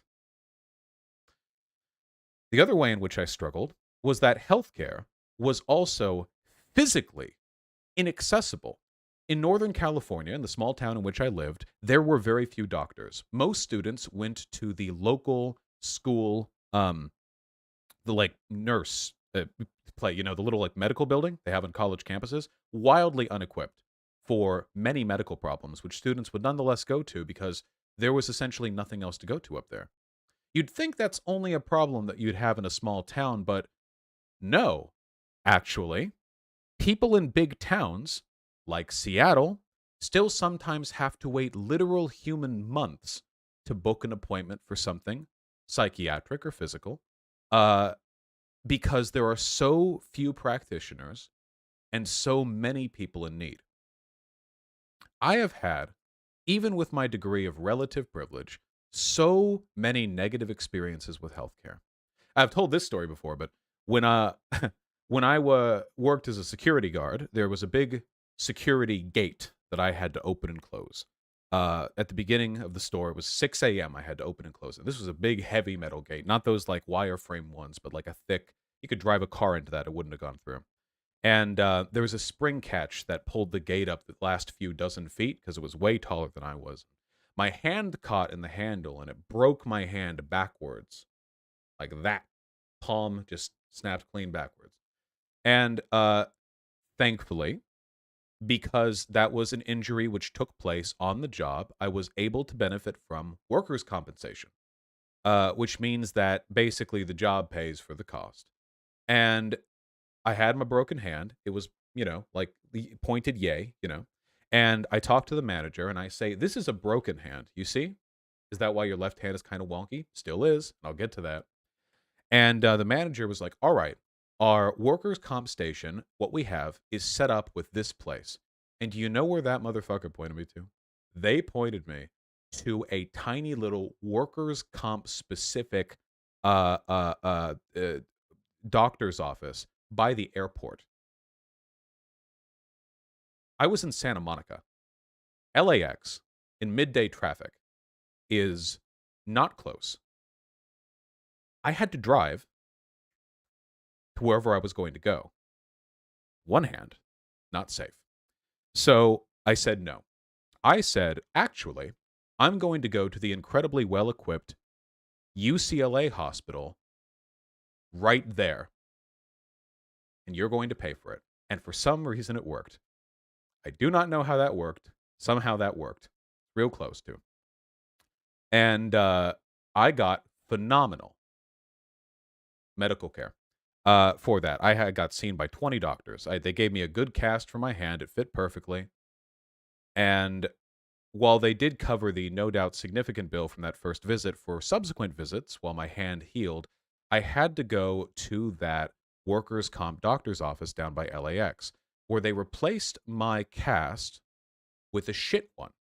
It went from a custom-made, hand-molded cast made by professionals working with computers to a generic, just wire frame cast, half of which was covered in like a sort of bandage plate. And as a product of me using that bad cast for the rest of my hand's recovery, my fingers no longer, I can't separate these two fingers. My middle and ring finger on my left hand. I can when they're here, but like this, they always pull together like that. It's uncomfortable whenever I have to hold, say, like a bus pole, like a like I have to hold something like this, because these two fingers are always grinding against each other around the end, and the other two. It's not comfortable, and it's a permanent thing that'll be like that forever. And I can only imagine how much worse it would have been if my very first treatment had been at that place. It's not just me either, you know. I mean, I've had plenty of friends, and a lot of my friends did not have the tremendous wisdom to be born to a well-off family. I have had plenty of poor friends, and every negative experience I have ever had with our medical system was monumentally worse for them. Every time I had to hear about their medical experiences, it was almost like a comedy. How bad it was. I can't, like, it's like when a person in a comedy skit is telling a joke about how unfortunate some experience they had was, and every sentence, every adjective just compounds upon the previous in a almost showboating demonstration of what somebody must have crafted to have been an optimally unpleasant experience. You talk about the bills racking up and the inaccessibility and the changes in plans and the being fucked over by the bureaucracy, and I've had a lot of friends who have been in this position. It is to the point now, and I mean this sincerely, and this is not, by the way, a positive reflection on my character, but sometimes now, like, I wince a little bit whenever anything healthcare related comes up in a group chat where I know that friends of mine who have had bad experiences come up, because I know that I'm contrivance away from having one of the worst stories I've ever heard retold again. Like, not that there's anything wrong with them sharing it, and God knows they've earned the right, but it is miserable, like, being reminded of that. You know what I mean? So imagine experiencing it. None of what we've experienced here in this country, and I'm speaking from the perspective of an American, is innate or natural or in any way right. This country, per person, spends about twice as much as the average of comparable developed countries on medical care, and we have worse outcomes. We have like twice the average maternal mortality rate, well, childbirth mortality rate. We have a lower life expectancy. In almost every measurable medical sense, Americans do poorly relative to countries that spend less money. Now, I could cloud this conversation with a long and extensive description of the material incentives behind why things are the way they are, but I think I'd rather talk about what things are. What things are is fucked. In this country, and this is the subject of much memery online, Americans fear ambulances. This is incredible. Americans don't want ambulances called on them. If you ever watched Breaking Bad, it's the first episode where he passes out because of his cough. First episode, I'm not spoiling anything. And when he wakes up in the ambulance, you know, he's like, can you just set me off? And of course they can't. Costs thousands and thousands and thousands of dollars, you know. Everything costs so much.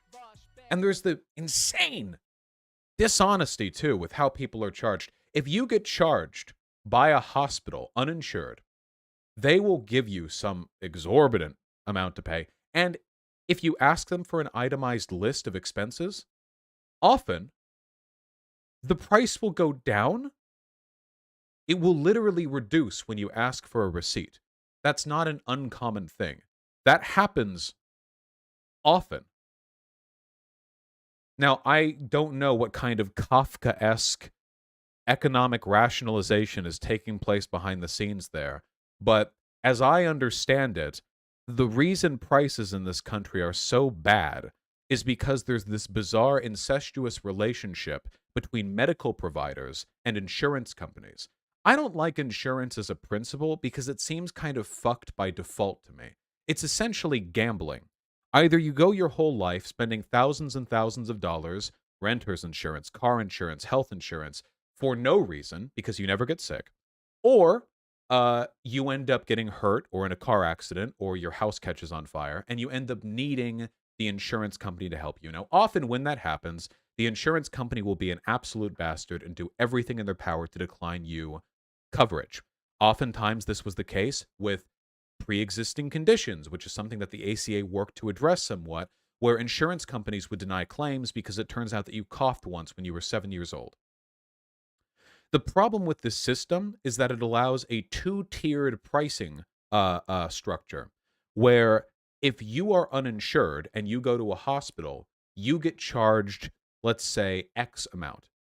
But if you have insurance, you pass it off to your insurance company, and the insurance says, "Hey, hospital, what if I just paid Y amount, bro?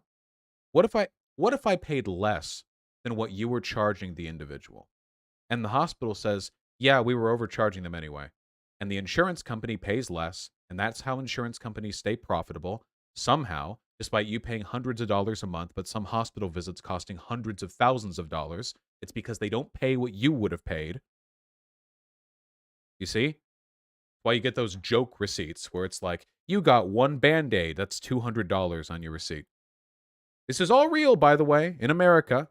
You can look for an itemized thing. It's like, here's an IV drip, $400. Here, you got an aspirin, $50. This is real. The insurance company would not have paid that much if it had gone to them. So with all that being said, there are real problems with our system that are made evident in obvious and empirical ways. And people have tried to fix it for a long, long time. One way of fixing it is through a public option. This is something that Biden talked about during the presidential race. And it is something which, and I want to be clear about this, would be an improvement to our current system. A public option is essentially the idea that the government has its own insurance company. It's a widely accessible insurance option that people can take if they want. So if you want to, you can get health insurance from your job, or you can buy it privately. And maybe the private health insurance you get is really, really good and expensive if you're very wealthy or whatever. But there's also the baseline insurance option provided by the United States government. And almost everyone can get on it with some caveats. I think Biden's plan would have gotten 97% of Americans. Now, this is a better system for a number of reasons. I want to be clear about that. That is so much better. And that's also, by the way, the system that's used like in all these other developed countries. Okay? You go to these other developed European countries, you go to Russia, you go to Canada, whatever. That's basically how it is. You have the government option and you have the private options. And while countries vary in the relative prominence of those options, generally speaking, that is like the most common element of what is called socialized healthcare. And the nice thing about that is that when you use this system, which is objectively superior to what we have now, as long as it's appropriately managed, even if it's inappropriately managed, it's still better than what we have now. No, it's not public option, public healthcare are different. Hold on. Public healthcare, the public ownership and running of the medical facilities is not necessarily the same thing as a public option, but I think public option is still considered a part of socialized healthcare because it still falls within the government taking care of some element of the broader process. So with regards to the public option, it would be accessible to most people, and it would essentially mean you get like a decent default relatively low cost, low reward health insurance option for most Americans. Now, that is great. Okay? And I want to tell you why. It's not great just because so many Americans are uninsured and underinsured. It's great because there are civilizational benefits to good, quality, accessible healthcare that so many people completely disregard. Let me talk to you about that a little bit. See, a public option would cost tax dollars. After all, if the government was operating as an insurance company, they'd have to pay out to the hospitals. If you were insured by the public option, you'd go there and it would get billed to the government. So that's more money that we need to tax. But would you spend more money? No. Because an inordinate amount of money in America with regards to healthcare expenditures goes towards the infinite abyss that is the largely uncontested and destructive relationship between private insurance companies and healthcare providers. That's why our healthcare costs twice as much per person as the average developed country, many of which have public options. Like, I think there's studies on this are done. Like, I swear to God, studies are done like this in every 5 days. I just surreptitiously typed this. Look at this. This is ridiculous. Healthcare costs per capita by country. Americans spend almost twice the average of 10 other wealthy countries, according to the Commonwealth Fund. So here we have New Zealand, Australia, France, the United Kingdom, Canada, Sweden, Netherlands, Germany, Norway, Switzerland, and then with the worst outcomes and by far the highest bills, the good old US of A, just riding the top, right up there, you know? Anyone who's defending this system, I mean, it's beyond defense. This isn't just an ideological thing. Like this is an objectively defending the American healthcare system is like confidently pointing at a square-wheeled car, watching it stall and move slower than round-wheeled cars, and continuing to cheer it on. Like the solution is right there. You're delusional. I mean, you are a clown. This is Clown Town. This is a square car from Clown Town, and you are defending it as part of some sort of excellent comedic bit, which I do not find funny, by the way, given the circumstances. This is a serious matter. There would be tremendous economic benefits to a public option. I'll give you an example. Preventative care. See, one of the reasons why Americans spend so much at the doctor's office or hospital or wherever else is because we are poor and desperate. And as a product of that, we do not go to the doctor to take a look at things which might, if treated early, lead to the reduction of a future, much more serious problem. There are many medical conditions which exacerbate and grow with time, which can be treated easily when young and not so when later. A quick question to all of you. What do you think would have happened to me if my parents didn't send me to the doctor's office as a child often enough for the positive tuberculosis diagnosis to come back? Do you think it would have been any easier to treat that if we'd sat on that for a few months? Probably not. Preventative care. For a lot of things. My vision was bad, so I got glasses, which saved me quite a bit of time and trouble in a lot of ways. It meant that my grades went up because I could see the whiteboard at the back of class then, actually finish the math questions rather than just wonder how other people could even do it from there, you know? It means that I tripped and falled less often, and that actually can lead to medical problems, believe it or not. Proper eyesight is a component of good health. It means that I was able, did I say falled? Fell. Ha! It means that I was able to get my hand healed immediately by UCLA medical professionals rather than by some dog shit, low cost rent workers' comp doctor's office by the airport. And for that reason, I now have a better left hand. It's very possible that my left hand would be in a much more claw or lobster like state without that. So, thankful that's not the case. But not everyone is so lucky. I have friends who have spinal issues. I have friends who have chronic pain issues. I have friends who have severe, I don't know what you would call it. I'm not a doctor. Internal problems, which are largely a product of them not being able to be treated when they were younger. If everyone had access to medical care and the freedom to attend uh, and use that medical care when needed, there would be fewer severe cases in the future. You understand the validity of this, yes?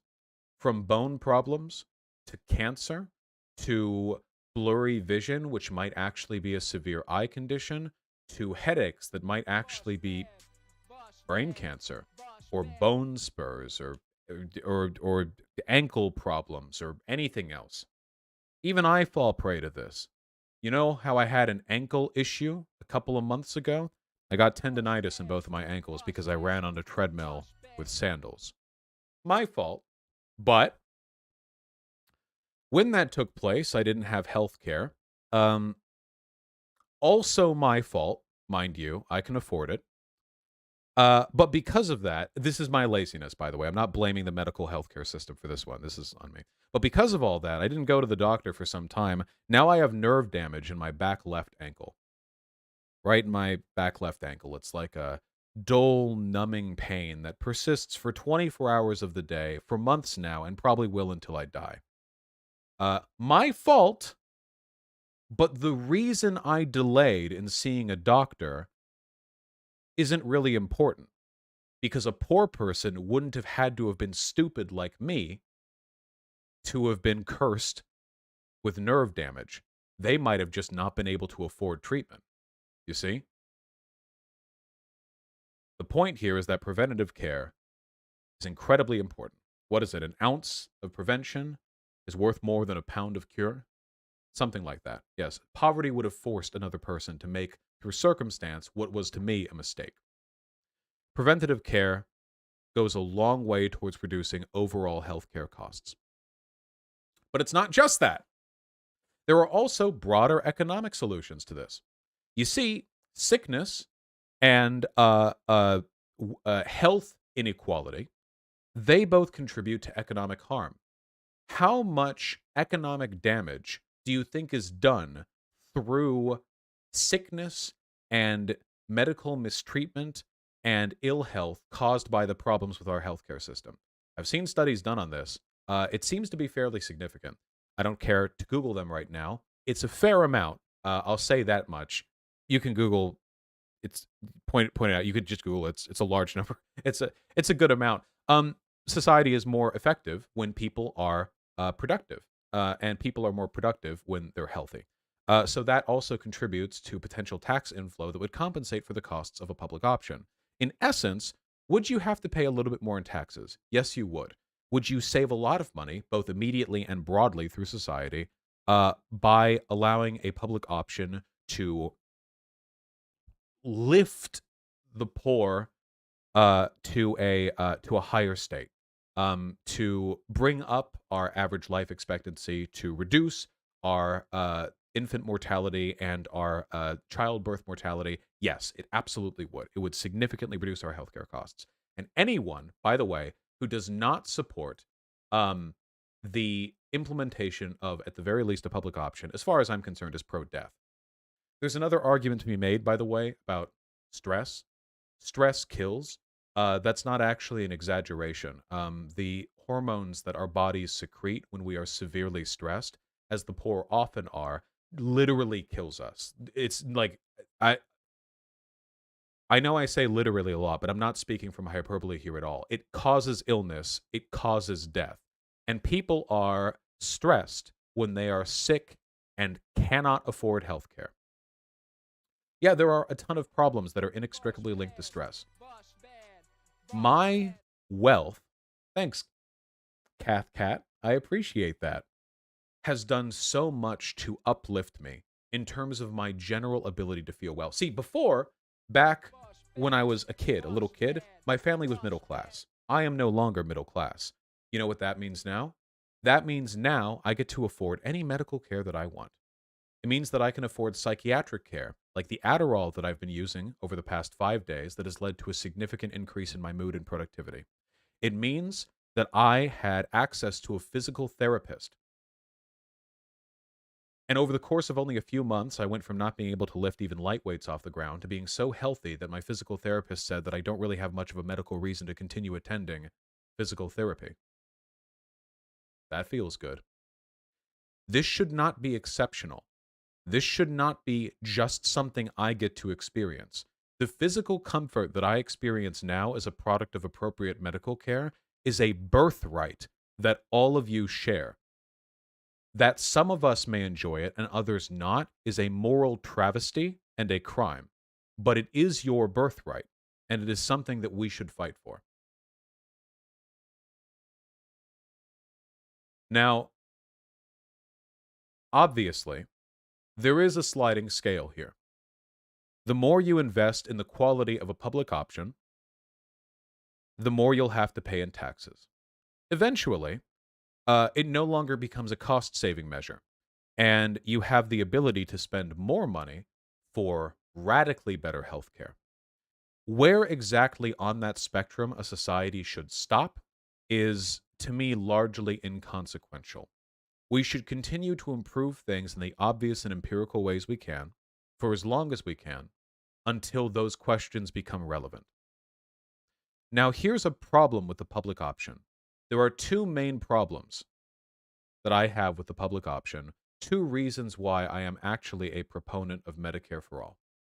First and foremost, I'll take any improvement that I can get, by the way. There's a reason why I prefer one to the other. The first is universality. With regards to the public option, it is provided as an alternative to private healthcare options. This means that invariably, the wealthier people in society are probably going to stick with their private healthcare and private health insurance. If you make like $1 million a year, you're probably going to be able to privately afford healthcare that will be better than what a public option can give you. And what that means is the people who have the real power in our society won't have their foot in the same pool as the rest of us. Does that make sense? There's an element of sort of we're all on the same boat to a universal, truly universal and singular healthcare plan that I find appealing. In large part because, much in the same way that Congress is so eager to consistently raise their own pay, I have a feeling that if they were all using the exact same healthcare as the rest of us, they might be a little bit more inclined, a little bit more inclined to act positively. But there is another and more substantive reason. Okay, and the other more substantive reason is because, unfortunately, the way a public option would work in practice is probably that other private insurance companies would raise the bar for what types of people they would accept, the wealthier and the healthier, meaning that the public option would largely be used by people who cost the most of insurance companies. Or to use that a little more explicitly, imagine that you have a public option which takes everyone, basically everyone, and then you have private insurance options. Now, the public option has to take everyone. Private insurance doesn't. Why would private insurance take people with pre-existing conditions, or people who are poor, or people with, say, very dangerous jobs? Maybe they wouldn't. I mean, why would they? That's a losing gamble for them, right? They want the healthiest people and the wealthiest people because those people are the most likely to give them a good return. So, by way of exclusion, all of the poor and the sick, they're the ones who get pushed off into the public option. And guys, what does that make the public option? I am looking for one word. I'll wait. That's okay.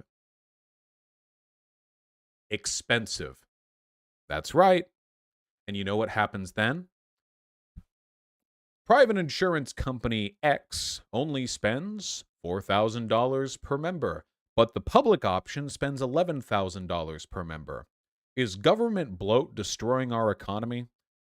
Because all of the low return patients are being shunted off onto the public option, it is proportionally costing the taxpayer more, which means that it reflects poorly on the effectiveness of that system. That makes it easier to cut. That makes it easier to fight against. And every year it's going to be the same thing. You're going to hear more and more studies come out about the relative ineffectiveness of the public option, which is, by the way, not because of the public option being bad. It's just because they are being forced to accept all the people who are the most expensive. This has happened before. This is a real problem. And this is currently happening to the AHAs. And this is one of the reasons why I am hesitant about a public option. It is better than what we have now, but it seems to me like it's a Band-Aid solution. Because, guys, what's the real problem with healthcare right now? Like, really, what's the real problem? Insurance companies. The entire system, the idea that insurance is at all involved in healthcare is the death knell. And it's all over the world, too. It's a highly profitable industry, okay?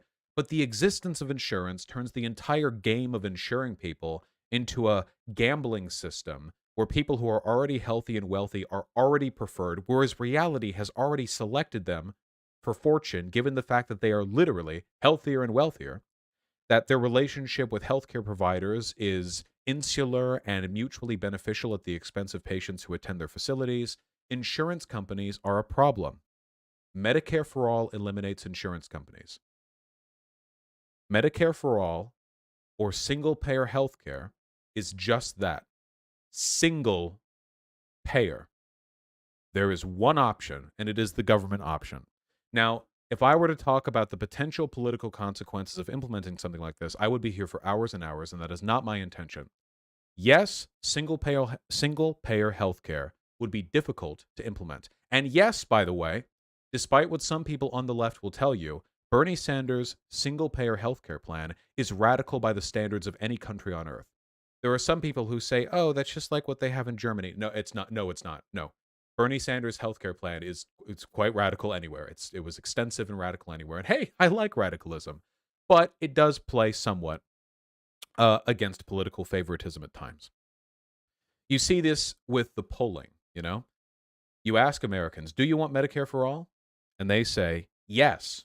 Overwhelmingly.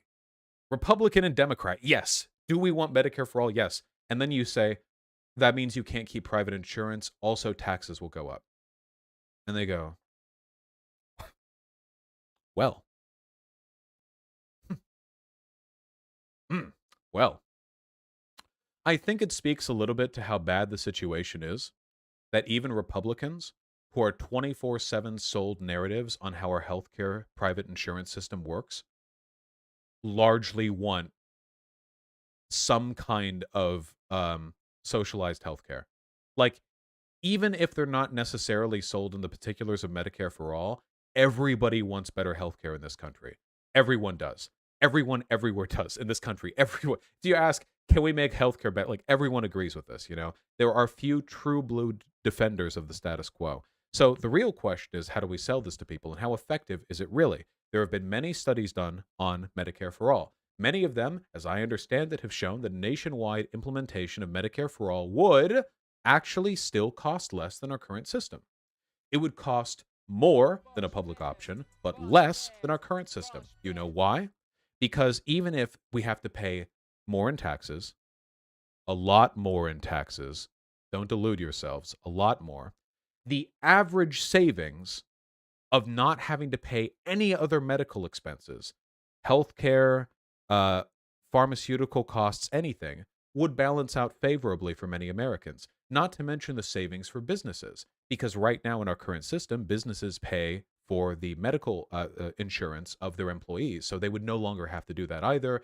And it would make things a little easier for businesses because they would no longer have to take care of that burden. And individuals would no longer have to pay anything relating to healthcare. And this is one of the sinister things. People see the cost of their taxes when, they send it off to the IRS, but people don't really reflect on how much money they spend on medical stuff. They don't really consider it often.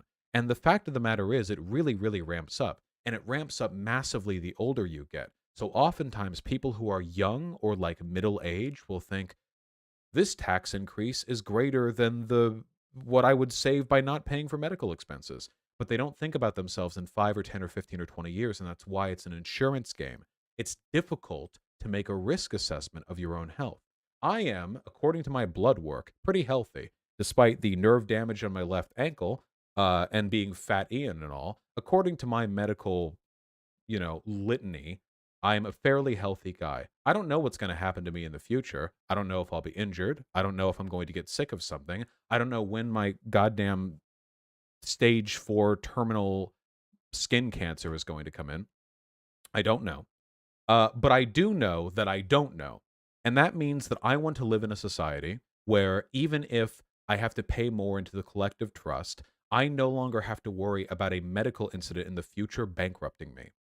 Medical insurance leads to medical bankruptcy in the long run. The system we have right now leads to an inordinate number of Americans being crippled by overwhelming hospital debt, from hospitalization due to injury, cancer, childbirth. How much does childbirth cost in the States? I've seen it go up in the 5 digits.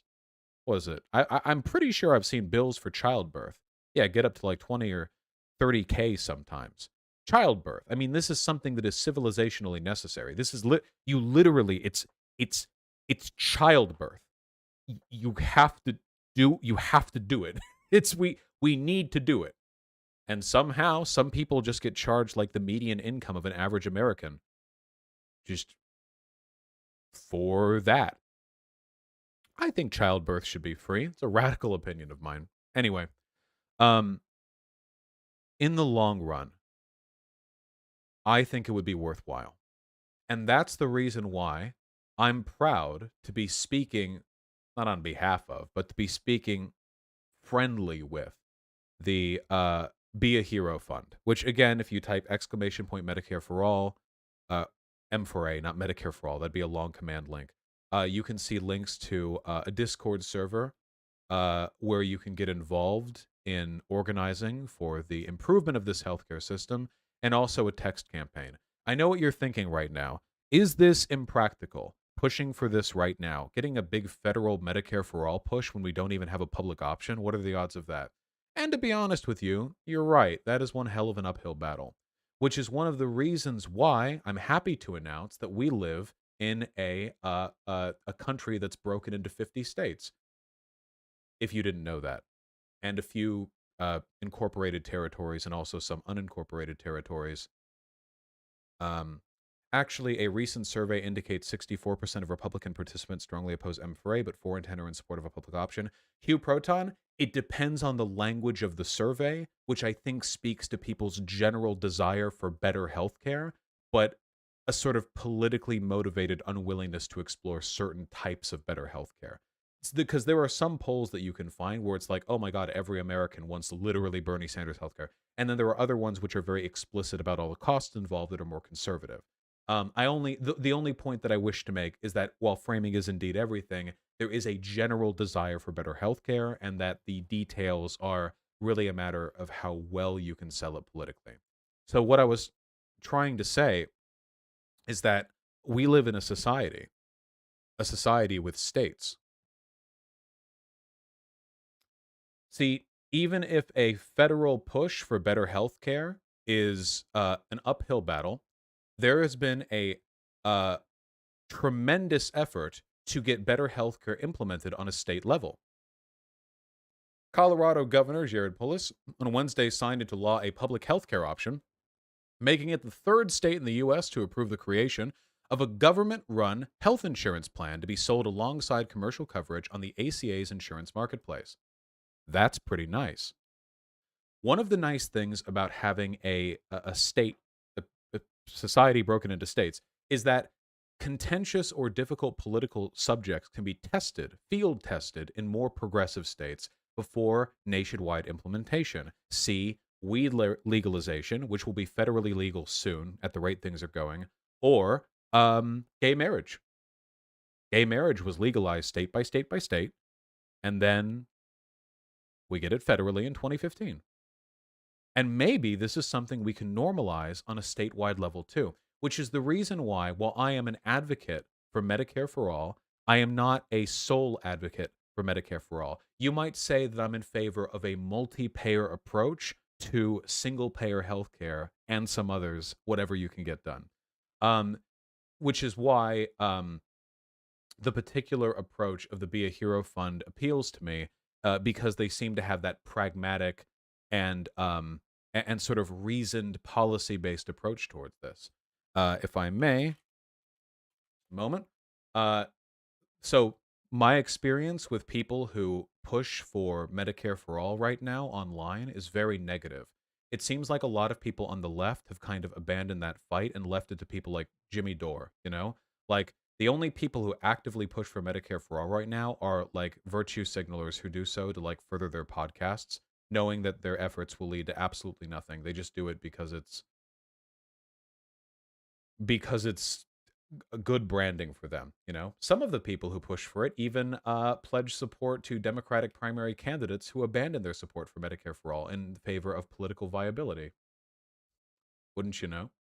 But there are good faith actors pushing for Medicare for all and for other types of superior healthcare. So I would encourage you to get involved in that. And I would encourage you as well to look into some of the viable state level health insurance plans that are being proposed right now. For example, I know that sometime in the near future, I believe it's called CaliCare, a California specific push for statewide Medicare for all. I have seen the plans. There's a whole back end budgetary math nightmare describing everything. It seems like a pragmatic and well reasoned approach. California is a prosperous state, saddled with what is no doubt a significant amount of excess healthcare related medical costs. The pragmatic implementation of these policies will be a difficult uphill battle. Some systems will be better than others, but it is something to which you are all entitled. It is something which we must all push for. And I sincerely hope that you guys do. Do not let online advocacy for Medicare for all and other forms of improved healthcare be controlled entirely by bad faith actors or by people who are so mind clouded with idealism that they legitimately do not understand how to push for the pragmatic elements of their preferred policy. Is that fair? Hopefully. Look, these are large and complicated problems to the weight of trillions of dollars. They can feel inaccessible from an individual perspective. And that's because, and I'm not going to lie to you, they mostly are. Uh, in your day to day, the impact of your advocacy is probably not going to reach the totality of the scope of the problem at hand. But you are not alone because you are, if you're an American, sharing a country with hundreds of millions of other people who are, let me be clear about this, very, very open to arguments about the problems with our healthcare system. Very open. It is uphill policy wise, but ideologically, the people are on our side. The people want better healthcare. The people, despite what they may have been told, are not fervent champions for the private health insurance industry. They are not agents working to preserve a broken system. They are poor and sick and disillusioned with the current system. This is the richest country on earth. This is the richest country in the history of the planet in terms of the total economic output of this country. We are unprecedented historically throughout the world, which means throughout the solar system, which means, to our knowledge, throughout all of the discovered known universe. We are, as Americans, special, not in that we're better than other people, not in that our country is intrinsically or inherently morally superior to others. We are special in that we have so much goddamn economic productivity to take advantage of, and we just don't do it. We just don't. We do not take advantage of the resources we have access to. It gets bled off through bureaucratic inefficiency, through systems that circularly reward the investment of people who I don't care for, private health insurance stockholders, when we could be doing so much more. And people know this. So talk to the people around you, okay? And participate in organizing events when you can. Consider it an opportunity for socialization.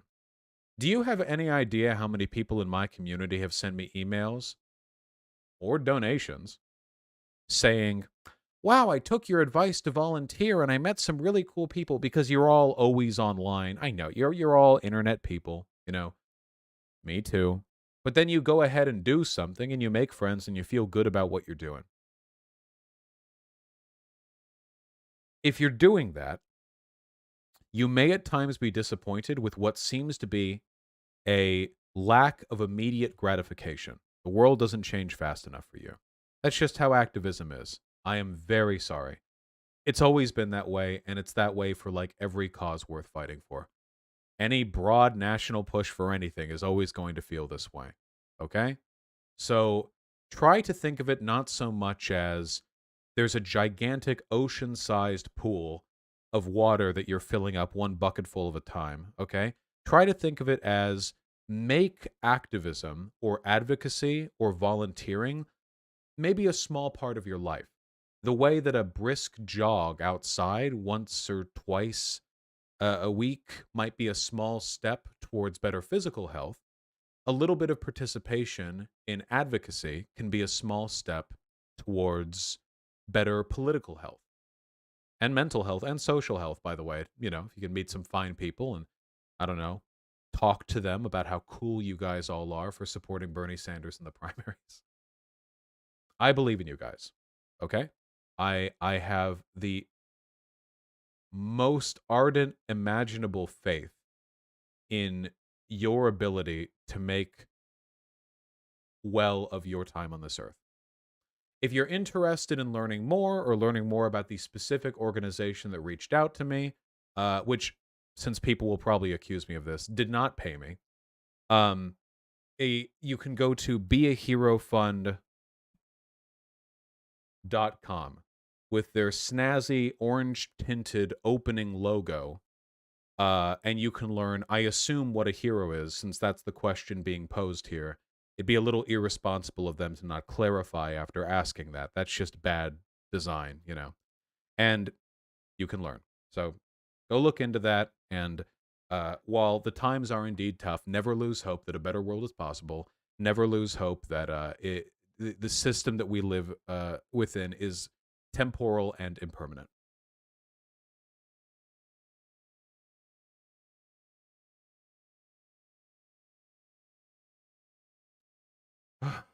Okay. Harry, wait. Whew. All right. Don't think I can be canceled for any of that. It's not out of the way, by the way. I'm not done talking about this stuff. However, that's my pitch, okay? Would you believe I didn't script any of that?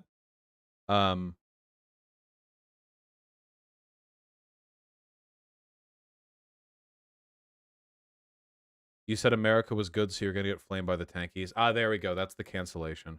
Should women get health care? You know, obviously the joke answer I would normally spit would be no. But I want to sort of maintain a veneer of professionalism as long as I'm adjacent to the whole advocacy for Medicare for all, you know? Yeah, as long as I'm in that ballpark, you know, in the realm of things even. So there are some other things that I'm going to talk about for like stream. However, does anyone have any questions about American healthcare? Either ways to fix it or Europeans gawking about how bad it is. Which you can go either direction with it if you want.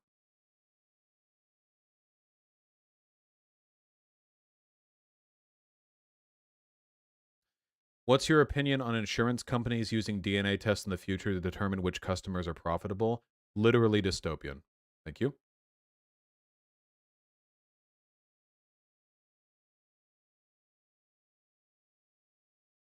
Why don't you just copy Canada? That would be better than what we have now. Why do you pay for ambulances? What the fuck?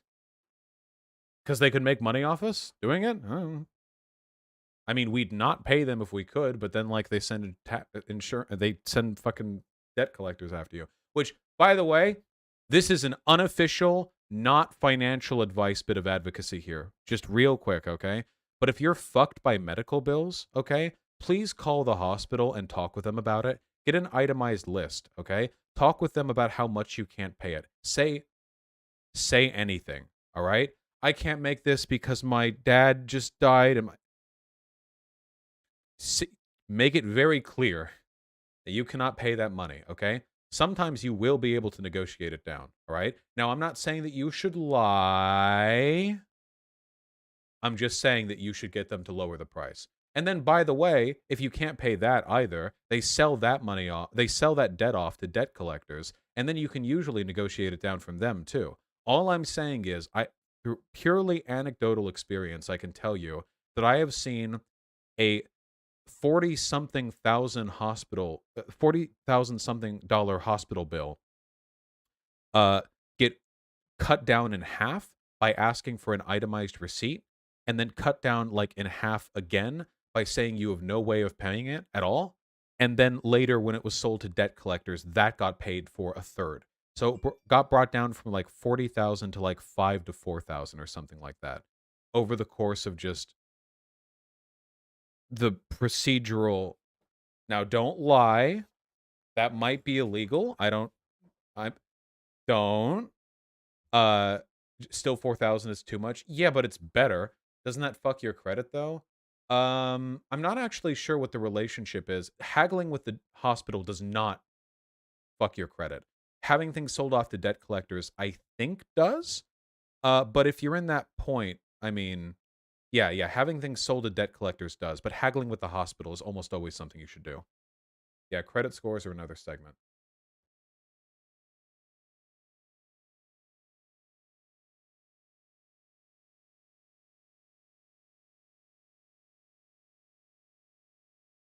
You have a response to the Professor Flowers video? Oh yeah, I did that last night. I thought it was very dishonest.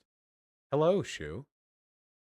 You can negotiate the collectors to not report on your credit if you know what you're doing. Oh, I've never. That seems like a pro move. I've never seen that. Convincing them to not tell your credit. That seems that's an advanced move right there. You know, I don't even know how you'd pull that one off.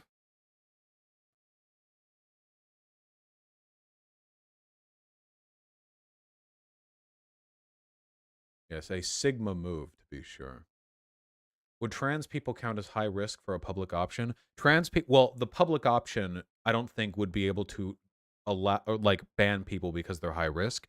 But trans people generally will be considered high risk by private insurance, which means they're more likely to be sent to a public option.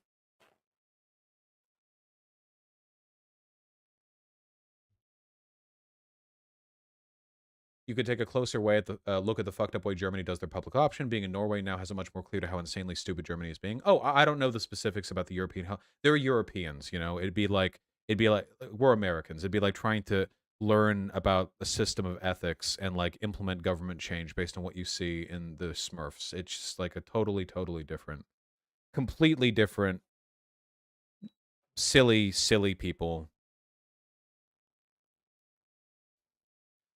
We watched the debate and we levied some criticism, a few criticisms, maybe, and then a few more. Yes, just a few. America can certainly learn a lot from European social democracies, though. Yeah, of course. I'm obviously just playing into American exceptionalism for comedic effect here. In what way would you approve European healthcare? I don't know much about the specifics of European healthcare.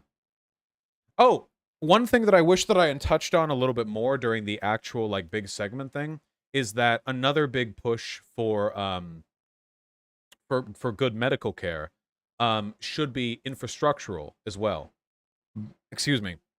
Better public transportation and better designed cities mean people will walk more often.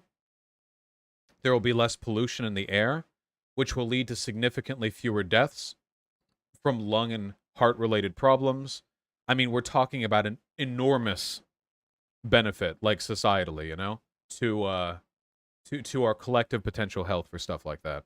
Yeah, just not bikes and Echo Gecko dabbing on the competitors.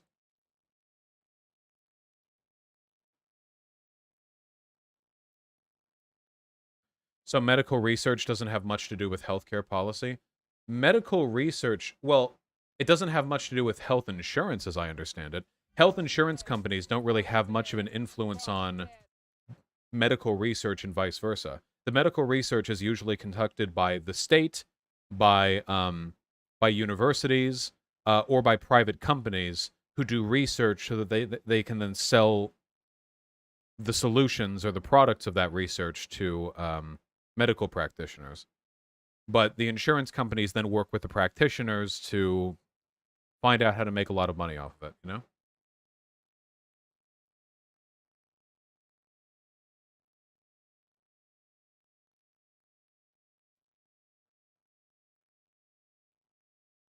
Yeah, walkable cities are pretty based. Wait, Annie, I'm gonna free Princess Latias. That's okay. Come back, Princess. It's okay. We don't like the echo jokes in here anymore.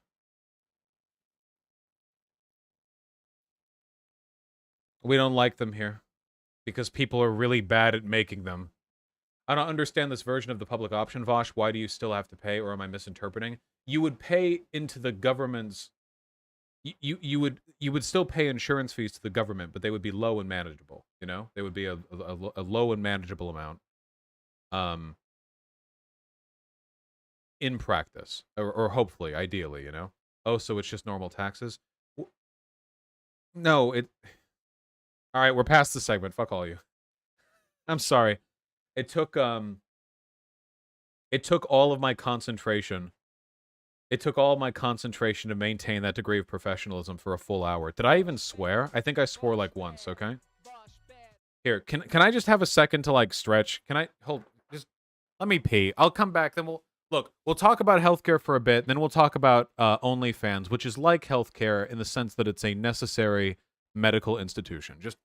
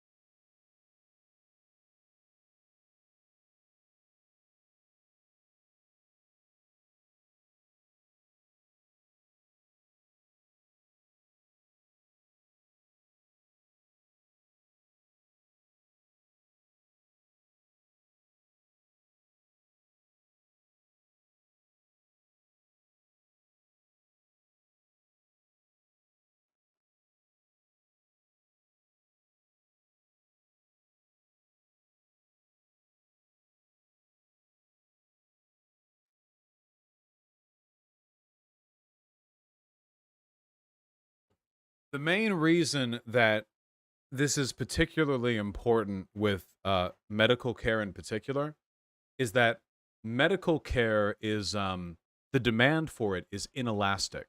So what that means is people will continue to need healthcare no matter what healthcare costs. And there's no getting around that. Absolutely none. If you have cancer and chemo is your only shot at survival, you would get it if it was free. And you would get it if it was $1,000 a month. And you would get it if it was $1 million a month. Because the alternative is literally dying. It is inelastic. Your demand for it does not change in response to how much it costs. Now, that's not the case for everything, okay? Funko Pops, for example, are elastic with their demand. If Funko Pops cost $10, people will buy them. If they costed $1 million, people would not buy them. They are not a necessity. Therefore, their demand is elastic. So the reason why this is significant is because since people will pay anything for healthcare, that means essentially that medical providers can get away with charging pretty much any amount they want.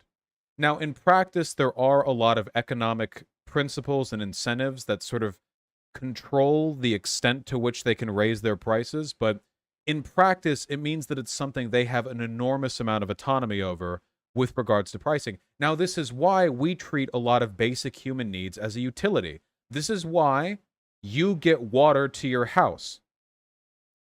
We don't have like 40 different water pipes to each house where like you pay a company a monthly amount in order to get it connected to your house and you have to choose, and then it's like that. We don't do that because if we did that, not only would the world be worse off for it, but you would pay significantly more for an essential service.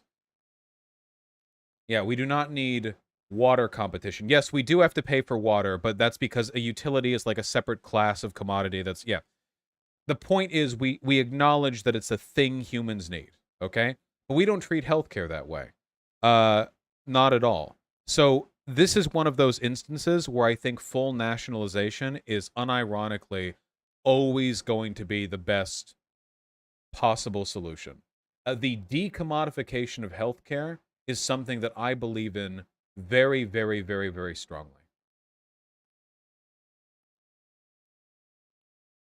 Because its commodification does not serve to the benefit of our country.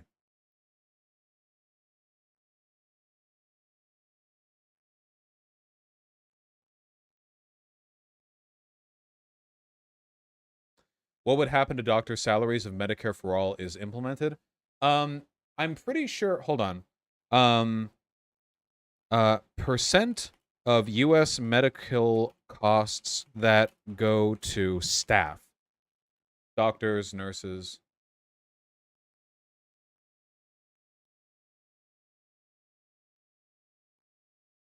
No, that's not what I'm looking for. Let's see. I'm not getting the answer that I'm looking for. Where does America's medical costs go? Where do America's medical costs go? No.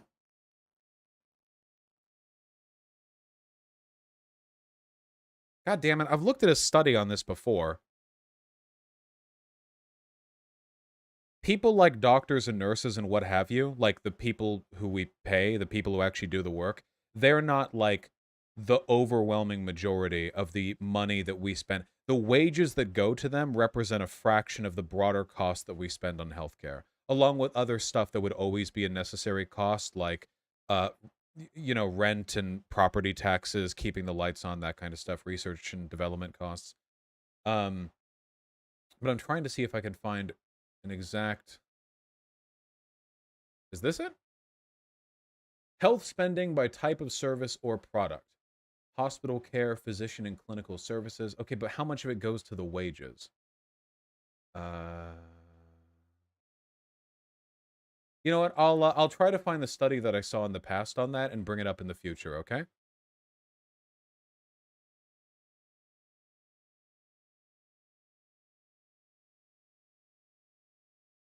How would you respond to... Hold on. Making healthcare a right would make doctors slave argument? That is the most brain-dead argument in the fucking universe. How the fuck does that work? Saying that if you are in a job, you have to do this thing means you're a slave? What does that mean? What?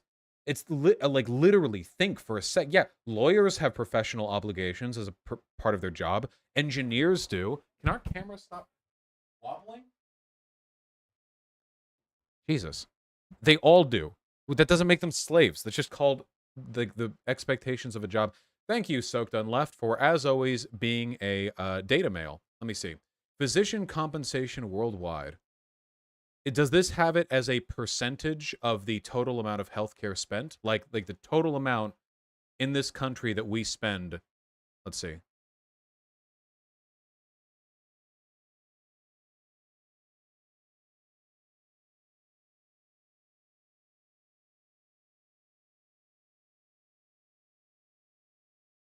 So in the US, the average compensation ratio to per capita GDP. I don't know if this is it necessarily. Oh, this does? Hold on. Overview of the healthcare sector. Labor. Okay, hold on. Payer and intermediaries.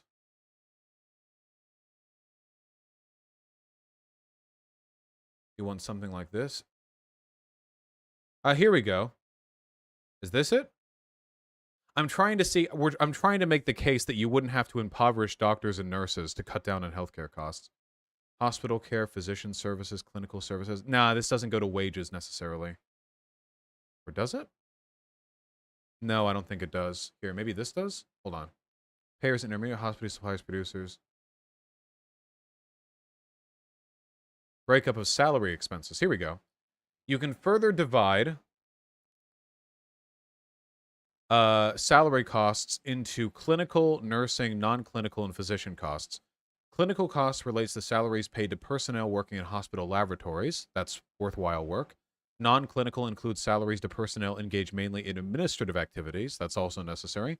Physicians, affiliated physicians. Okay, hold on. According to the AHA... Wait, what percentage of the total? What about the salary expenses?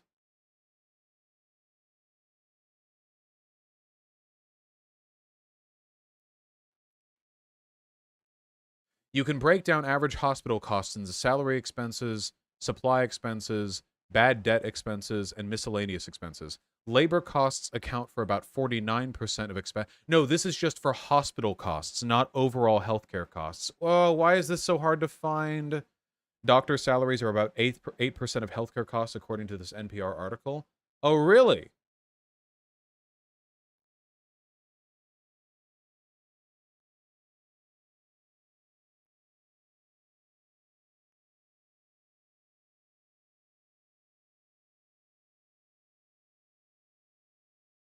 Sixth paragraph. 1, 2, 3, 4, 5, 6.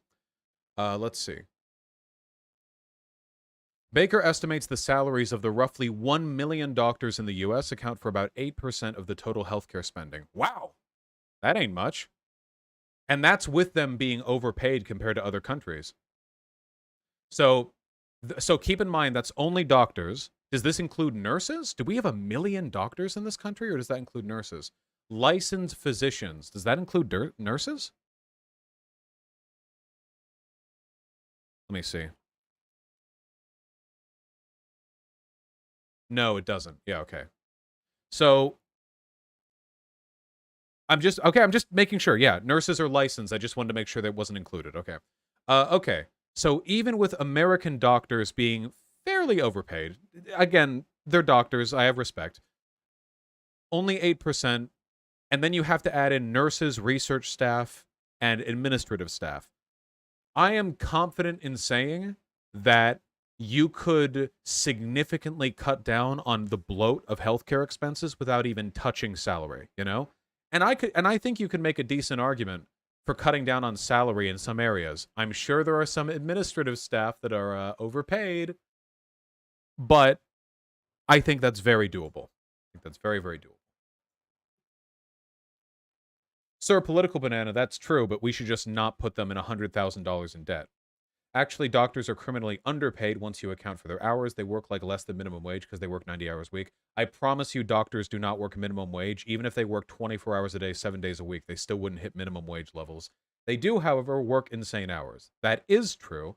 So do nurses, but that also varies significantly depending on their practice. There are doctors that work all the time, and then there are doctors that are like effete, snob, bougie doctors who, you know, their nurses take care of all the grunt work and they make a fuck ton of money just occasionally stepping in and, you know. Now, that's not all of them, of course, but, yeah. The answer to this is that it's going to be very, very complicated and that any statements I make here are going to be very broad, but I do think it's possible to avoid digging into salary. Bosch, also a useful stat. Administrative spending as a portion of overall healthcare is 8% in the US compared to a mean of 3% for other high-income countries. Oh, dude, we could totally cut into this without cutting out, without cutting down on salary. 8% administrative for the worst system in the developed world relative to 3% for better systems? There's so much waste here. Oh my god. Okay, yeah, all right, okay, yeah, I'm confident in these numbers. Thank you, Shoe0nHead. I appreciate that. And the person who provided this article. Thank you very, very much. Okay, let me close this up. Inshallah. Shoe0nHead. All right, somebody link this. I hope Vosh sees this. Oh, God. Right after talking about environmental sustainability.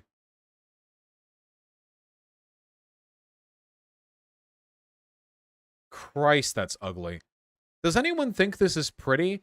Wow, you mowed a kilt plaid pattern into your lawn. That'll look bad in 2 days. It's so ugly. My dogs do? Okay, well, whatever.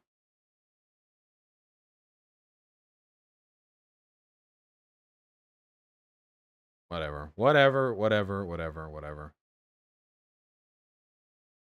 My dog would shit on it, Pog. Oh, God. It does look fake.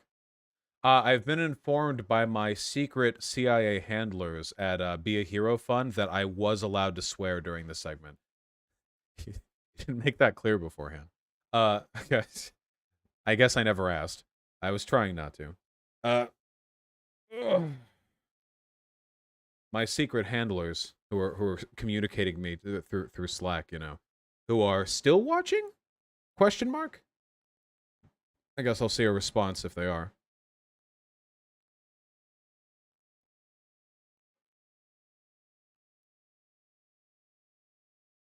There you are. Hey!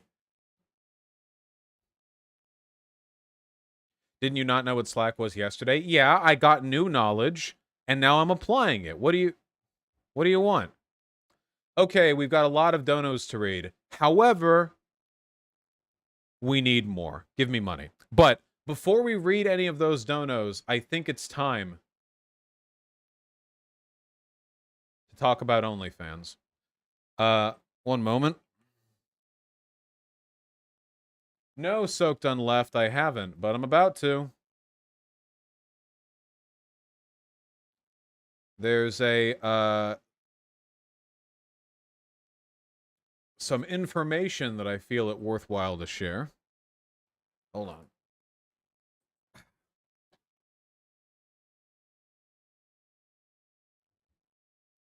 Oh, don't worry, Technique Machine. By the way, great meme that I saw the other day. Don't ye worry, okay? We've got some info, okay?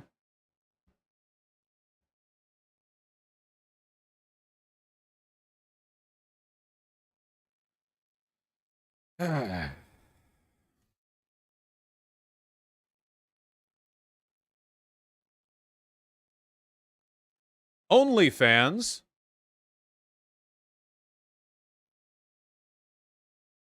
Comma. To bar sexually explicit videos starting in October.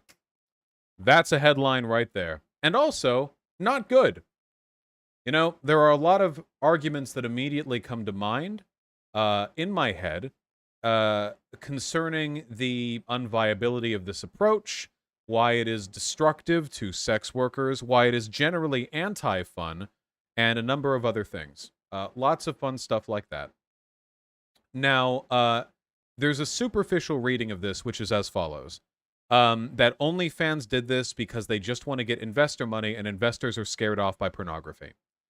That is the immediate reading as I understand it. And I'm sure there is an element to that because historically investors have always been very scared off by anything having anything to do with sex, which is unfortunate and deeply puritanical. Obviously, sex work is work. It is, in fact, the world's oldest profession. Our obsession with criminalizing sex work in all of its forms has always been part of an ongoing moral outrage, largely associated with Christian puritanical moralism and also the attempt to control women because most sex workers are women. And that's not good. And in fact, that's actually extremely bad. And that does not change here. However, there is more context to this. So OnlyFans message, the message that they released, seems to be a little bit inconsistent with regards to what exactly they plan on doing. Namely, information that's explicit in their TOS and that has been provided to creators is not the same as what has been provided to reporters. There is the possibility of a communications mix-up here, which is a little bit unfortunate. It seems like OnlyFans is privately reassuring people that they're not going to outright ban all forms of sexual content, but there are other sources which claim that they have the intention to do so, at least to move away from it. Yeah, here's the message that was sent to creators. Thank you for your inquiry. Please be advised our website will continue and will always allow explicit content. We are releasing an app on Apple and Android Store in October 2021. The rules and regulations for the App Store do not allow not safe for work content to be sold. Due to this, the app being released will be safe for work and will not allow explicit content to stay within their regulations. This will not affect those continuing to utilize the site as they normally do on browsers/desktops, nor will this ever change. Please let me know if you have any further questions. We greatly appreciate you reaching out. So, this ties into the contents of this Twitter thread, if you'd like to take a look at it. A lot of people are getting the OnlyFans story wrong, and the reality of it is much more damaging and concerning to both the livelihood of sex workers and online freedom in general. OnlyFans isn't ditching porn and sex workers because it's trying to get new investments. It's ditching them because on October 1st of 2021, MasterCard is implementing new rules governing sites with adult content that use their payment processing systems.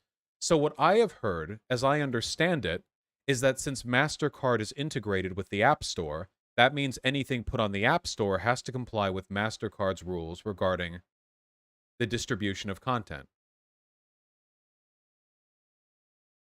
These rules basically require that OnlyFans and every other site that accepts MasterCard payments will not only fully verify every user and every person who appears in every adult video, which seems pretty difficult to do for an amateur porn site, but review all posted content before publication, including real-time review of live streams. Now, this seems so wild to me that I would need some kind of source on this claim specifically, because I've seen other claims verified elsewhere. This, to me, this little nub at the end, real-time review of live streams, seems a little bit wacky.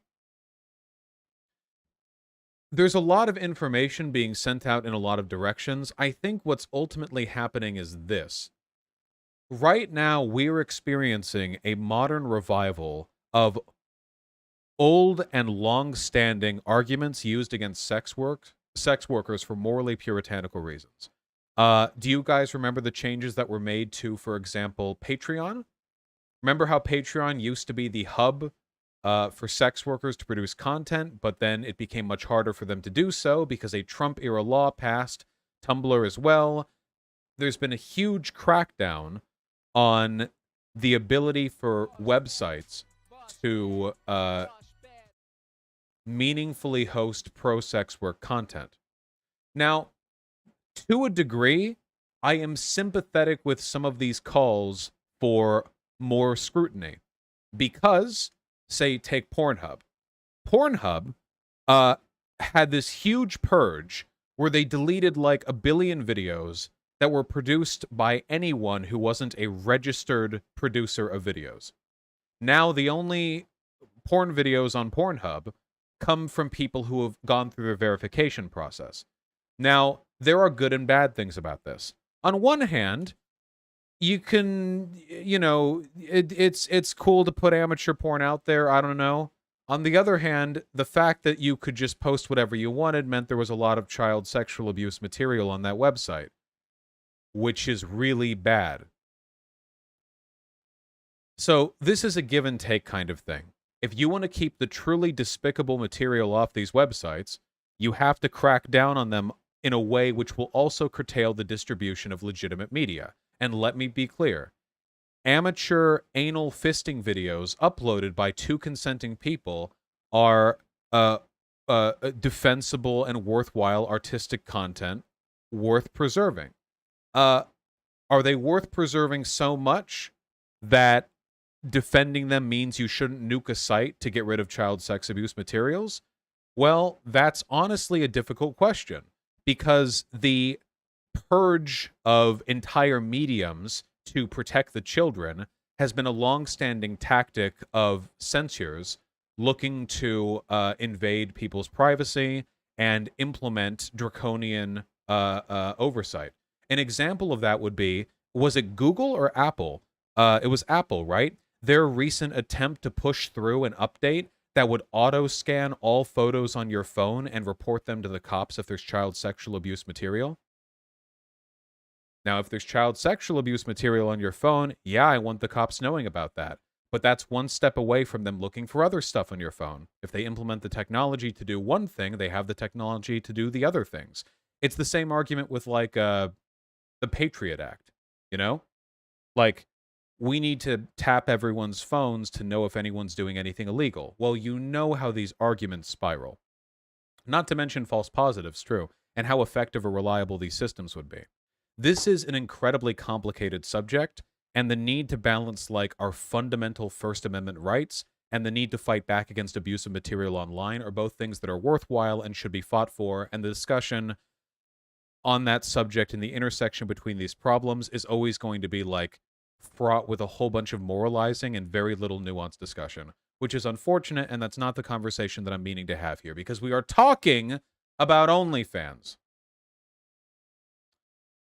OnlyFans claims, when speaking with these folks, that this is only a restriction that they are putting forth on the App Store because they have to comply with certain regulations.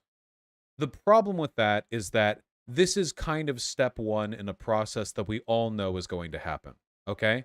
It's like Twitter. Imagine if they banned porn on the Twitter app, but allowed it on the Twitter website. I want you to imagine what kind of weird partitioning that would lead to, and how much that would damage people who do, say, not safe for work furry art commissions on Twitter. Most people browse Twitter through the app, so you are functionally cutting down on a huge proportion of people who would otherwise be interested in the not safe for work content. Or for any gamers in the audience, you know how PC and Xbox players can't do cross-app game playing sometimes? Yeah, it sucks, doesn't it? Yeah, you know what I'm talking about. There is a broader effort here to make sex work difficult to monetize online that is extremely problematic. And I think it speaks quite a bit to OnlyFans' lack of corporate integrity, that they're willing to build a platform known for sex work and then turn their back on sex workers in a move to sort of expand their measures here. I would not at all be surprised if OnlyFans takes further steps in the future to remove sexually explicit content on all forms of on their website, not just their app, because they want investor money or because they are just broadly trying to rebrand. And many sex workers are moving to other platforms, such as, I don't know what they are. I don't know. But I'm sure people will use their names more often as an alternative to OnlyFans. Look, the attack on sex work broadly is not only destructive to the lives of people who are doing good, honest-to-God jobs, it's also ineffective at dealing with the social problems that many moral Puritans claim it is. To be clear, banning this stuff online, like OnlyFans on the App Store, is not going to cut down on sex trafficking or child sex abuse in the real world at all. It won't, I promise you. Those systems are more complicated, and they require much more in-depth and significant address. Income inequality is the big one, by the way. From which economic group do you think children are most often kidnapped for sex trafficking? It's not wealthy people. Also, with regards to people who entered the sex trade under less than consensual circumstances, Do you think it's rich people? No, it's poverty and inequality that breed the conditions that lead to these sorts of problems. If you want to cut back on child sexual abuse, you know what the first thing you should push for is? That's right, the Me Too movement. Yes! Any social push to legitimize claims of sexual abuse will lead to more people feeling comfortable coming out about their abuse, whether they're adults or children. Because kids watch when you talk down victims of sexual abuse. If you've got an 11-year-old daughter who's being victimized by an uncle, and they see you watching Fox News talking about how Ford was a lying bitch when slandering Kavanaugh, they're not going to talk to you about it because they anticipate what you're going to say to them. Get rid of child marriage laws. Implement proper sex education. One of the easiest ways that child sexual abusers take advantage of children is through their ignorance. If children don't know what sex is or what sexual abuse is, it's much easier for them to frame it in a way that it keeps the child ignorant to what is actually taking place. These are all practical, immediate, real-world things that we could do right now to cut down on the amount of sexual abuse of people, of children, and rape and sex trafficking and everything. We could do it right now. It would only make things better for people. These are ubiquitously positive reforms that we could implement. And decriminalizing sex work, by the way, because a lot of child sex trafficking victims know they can't go to police because they'll be arrested or deported, which also ties into our immigration system. You understand? There are so many interlocking systems of inequality that people take advantage of, and they're all things that left-leaning people fight against. So if you actually care about the children, the solution is not technocratic overlord Apple fucking spying on your phone photos, or like attacking credit card companies for allowing sex work to be funneled through their... These are not the solutions, okay? Real systemic inequality is the real problem at hand here. And everything else has just been a fairly convenient way of attacking sex workers for moralized reasons. Does anyone disagree with this?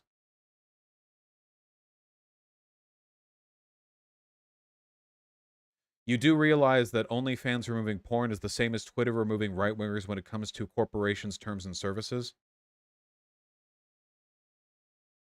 First of all, no, it isn't. The reason Twitter has TOS with regards to political behavior is to make the site more tolerable to the people who use it, not because they're trying to conform to application store rules or credit card company rules. So you're categorically incorrect. And also, the validity of a TOS implementation is still something that could be questioned. I think banning like far-right hate speech on Twitter is defensible. I don't think it's defensible to ban sex workers from the sex work platform. This is like saying all laws are the same, you know? Like, you have to make a case for them. I think they meant with respect to owners being able to moderate their platforms as they see fit. Wait, am I advocating for a legal ban on OnlyFans doing this? Because that's what far-right people do. Far-right people literally want to ban Twitter's ability to ban them on Twitter. I'm not saying that the government should step in and prevent OnlyFans from making this decision. So, it's not really comparable. I'm protesting their decision, which is everyone's right.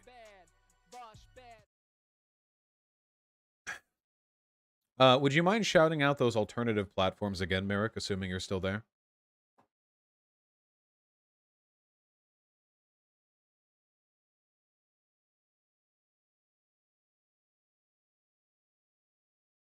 I was going to wait for that. ManyVids? Fansly? I'll trust the ones Merrick provides. I don't know what the fuck. AVN Stars, ManyVids, Fancentro, and Fansly. Okay, you weren't lying to me. All right, thank you. Much appreciated.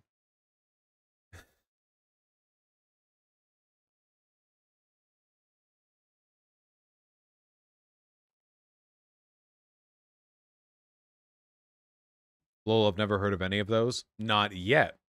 Anyway, do we all feel learned?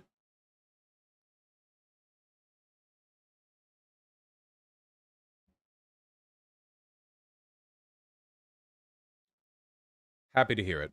So here's what I'm going to do. Oh, and just for fans as well. Okay. Excuse me. Here's what I'm going to do. I'm going to read donations. And the cool thing about that is that if you give me money, I notice you, which is, I assume, kind of the whole point for most of you. Also, if you're watching, please subscribe to the channel. Kind of cringe not to. And also, consider subscribing to the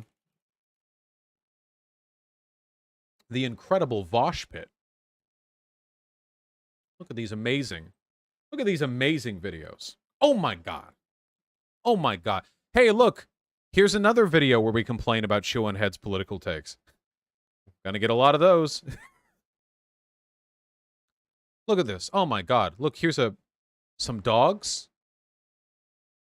Look at this face I'm making in this thumbnail. That's pretty good. Here's a coconut island.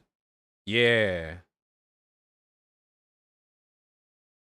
What's the most viewed video so far? I think the one where Hasan... Yeah, the one where Hasan talks about the debate with Charlie Kirk. Yeah, thank you, Shu. Azan. All right, let's read some donos. Also, it is really warm in here, and I am sweaty. I'm sorry. God. Sake Tanuki for the very kind $10. Yes, only fangs. Also, very, very valid. For cat pictures. Absolutely. For little cat babies. And goth GFs. C. Rid First Trans Orca, thank you for the very kind tier 2 sub. Thank you very, very much. You've been on it today, the 20th. Keep up the good work. Thank you. I'm trying my best. Nicholas Grover, I get asked that so much that, yeah, I think I will make a video on that. Sake with a very kind $10. Would you support a policy of creation of public hospitals and payment for med school, all in exchange for working time in those newly created public hospitals? That kind of feels a little bit like an indentured servitude argument. Like, you get free college, but then you have to do X. I think there might be ways of implementing it in a defensible sense, but I'd be careful about how to do it, you know? Atomic Crow, thank you for the $3. Vince, the Socialist Democrat, we saw that last night. Thank you for the $5. Hunger Master, thank you for the very kind $4. Please address... there's no basis to that. Deuster, thank you for the very kind $10. Insurance companies have a lot of overhead. True. A lot of bureaucratic bloat. World's Okayest Cable Guy, thank you for the very kind $10. Much appreciated. Growing up poor, learned doctors are reserved for only serious injuries bad enough to take on the debt. So ingrained, I still struggle with going to doctors. I have great insurance now. It's a poisonous mindset. Yeah, we should go to doctors whenever we need to go to doctors, not like whenever desperate circumstances forces us to. Kowalski from Nebraska. Kelly D'Souza, thank you both for the very kind $5. My son needs emergency surgery. Almost died. Needed, sorry. It cost over $250,000, and the hospital tried kicking him out right after surgery because they couldn't get insurance info. Jesus Christ. I'm very sorry about that. Daniel D with the $1. 8D5D2D Derek, thank you for the very kind tier 1 sub. Recently fractured my elbow. There were only 2 elbow doctors in my area covered by my plan. They were booked for weeks, and so I used YouTube to self-treat. Jesus. Well, I hope that worked. Hey Dot with the $2 donations. Much appreciated. Lore Keeper and Nathan Explosion, thank you for the $5 both. Much appreciated. Thank you for the kind words. Steely McWheely, thank you for the very kind tier 2 sub. Happy to keep you company. Markinator, thank you for the very kind $5. Vosh, you like the Black Panthers but dislike black separatism, but did you know Huey P. Newton supported the New Africa Republic? Yeah, I'm not as much of a Huey P. Newton stan as I am a, Fred Hampton stan. I don't agree with everything the Black Panthers fought for. He's reaching stolen paper. Now it's time for circulate. It's time for circulate. Is it music? Stop. No music. I'ma shake my money. I'ma shake my money. Stop! God damn it. I need to have my fucking earbuds in so that I can see if it's music when I open it. Alright, goodbye, folks. We're getting copyright strike. It's all over for me now. Some fucking video about crimes. Sake Tanuki, thank you for the very kind $10. Kath Cat, thank you for the very kind $20. As someone who's been a fan of Shoe and Hunter when I was a chud and who is still a fan as a leftist, it's funny to see the directions they split. Shoe is a chaotic populist, Hunter is a centrist lib, lol. Yeah, that's true. The paths we take, huh? Sake for the $10. Thank you very much. Yes, yes. The hesitancy on Medicare for all seems to stem from yeah, like the degree to which the benefits of private insurance can carry over. Mosira Holmesa01, thank you for the tier 1 subs both. Happy birthday in 1 week, Mosira. Much appreciated. Canadian Shonen, thanks for the tier 2 sub. Greetings to you. My Dog Max and Kinnux, thank you for the tier 1 sub. Goom, thanks for the tier 1 sub. Can I realistically make leftist politics a career, sorry? I cannot answer that. That is dependent on so many factors. There's really no way for me to independently verify that. So I cannot say. Gemin Na and Matthew H, thank you for the $5 both. What do you think of having a Princess Daisy game? Go for it. Nathan Explosion, thank you for the very kind $10. Really appreciate that. Classic Zykiri, thank you for the $6.90. Everyone vote no in the California recall election. I have not been following California state policy, so do whatever you like. Sake Tanuki for the very kind $10. Can we just cancel Hasan for being a discount Vosh rhetorically and a discount Sake Tanuki financially? True. True. Zero Divisor, thanks for $2. Comrade Tyler with tier 1 sub, thank you very, very much for the kind words. Curtain Fan, thank you for the $5. Beer Bash Johnson and Cadzer, thank you for the gifted tier 1 subs both. Very much appreciated. Second player, thanks for the $5. Fear to Masses, thank you for the very kind $10. Put this towards your multi-million-dollar house. Thank you. I think I will.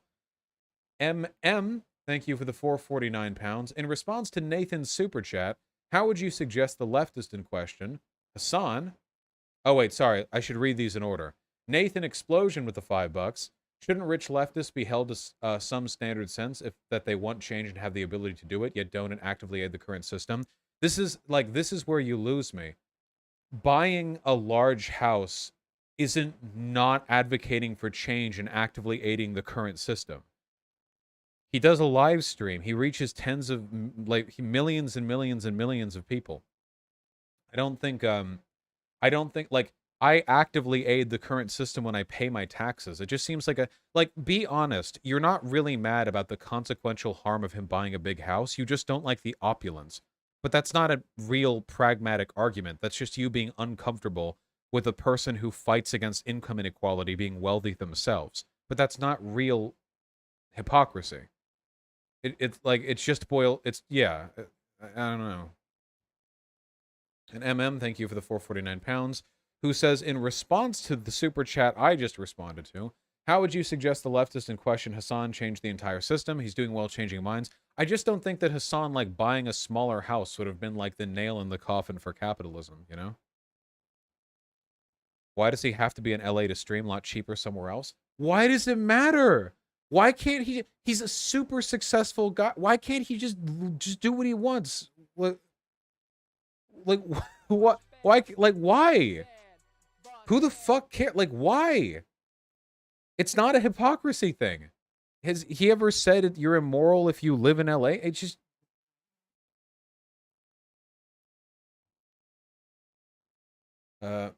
Nickname and Sean Sadboy, thank you for the $5 both. I'm sorry you didn't like my critique of Skyrim the other day. Amashu, thank you for the very kind $5. Spent 2 hours trying to get a psych appointment yesterday. The soonest they could fit me in was November 4th. Yeah, yeesh. Yeah, there's a reason why people self-diagnose. Emmy, thank you for the $3. Hasan steals labor when he plays other creators' videos on his streams without crediting him, without transforming the content, without paying the creator. Yeah, there's an argument to that. I think that it can be pretty shitty to just, watch... Depending on the circumstances, there can be a shitty, element to watching YouTube videos, just, stealing views, basically. Matthew H25, thank you for the very kind $5. Also, that's not exploitation in the capitalist sense, yeah. How's this different from the criticisms Jimmy Dore got for buying $1 million home? Asking because I'm confused. Well, a lot of people did do the same with Jimmy Dore, but I think with regards to Jimmy Dore, a lot of it is because he levies those criticisms at other people. Because Jimmy Dore will do the thing where he tries to criticize other people by claiming they make money off of stuff. Jimmy Dore will say, Jimmy Dore said AOC owned the bar that she worked at, which was just a complete lie that he did to smear her and delegitimize her claims of coming from, a working class background. But, he'll do the thing where he says that people are illegitimate because they make money or because they have wealth, while he himself makes money and has wealth. So in his case, the hypocrisy isn't him having wealth while being left-leaning. It's him having wealth while making the arguments that having wealth means that you're less valid in being left-leaning. Fully accredited master debate tour. Thank you for the 7 Canadian. Noah Earthling with the $15. Vosh, whenever Destiny wants to debate stupid shit. Don't care, don't care, don't care, still don't care. I don't care, I don't. I don't care. What'd you say? Just stop. I just want to know what you said. What did you say? I don't care. True. And valid. Pumax Thurman with a very kind tier 3 sub. Hasan could very easily donate his entire wealth to charity, and lefties would still be like, that's a lot of money, Has. Why? Re. Also love you. Thanks for the streams. Yeah, it's not an actual criticism. It's just an infinite, like, purity cycle that you use to distract and demoralize left-leaning people. Stoops, thanks to $5. Brick Nose, the very kind $5. Thank you very, very much. I agree with Vosh, but don't think being a socialism streamer adds value. How can exposing millions of people to socialist arguments not add value to the cause that we fight for? That's like more valuable than like anything. That's like the groundwork there is like the most important thing you can do, really. Still live, the $5. Yes, people should watch Contra's video on envy. Fucking true. Sake Tanuki with the very kind $20. This video never stops being funny and relevant. Are you winning, son? Okay, JP yourself, thank you for the $10,000, but you know what would really make these insults? She said my name.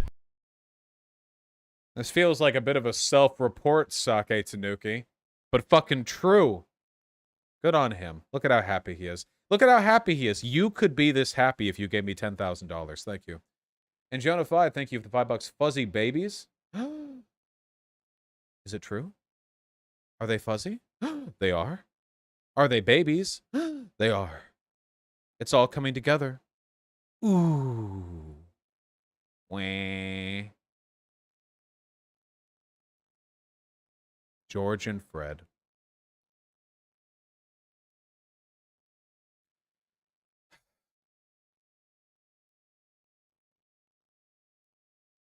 All right. I love you guys very much, but unfortunately I have some other stuff to do today. It's actually doctor related. Just some regular medical checkups. Nothing out of the ordinary or particularly interesting, but I still got to do it. So that seems a little apropos. Listen up, folks. Medicare for all. M4A link, okay? I hope you're doing well, and I love you, and I will see all of you soon. I don't know if I'm busy tomorrow. We're going to find it out, okay? We gotta play more Metro Last Light. Hey! If you're watching this right now, but you don't watch my video game streams that I do at night, okay? You're cucks. Stop it. Quit being cucks, alright? Those are good streams that you're missing out on. You're small-minded and you're not giving it a try. Okay? Give it a try. And I love you guys. Let's see who we are. Hitting up on Twitch. How about, let's see.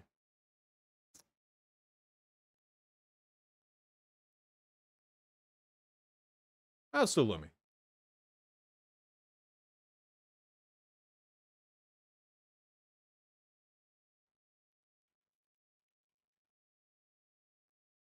Go forth. I was considering Lance from the Surfs, but then I saw that he was talking about Canadians in his stream title, and yeah, okay.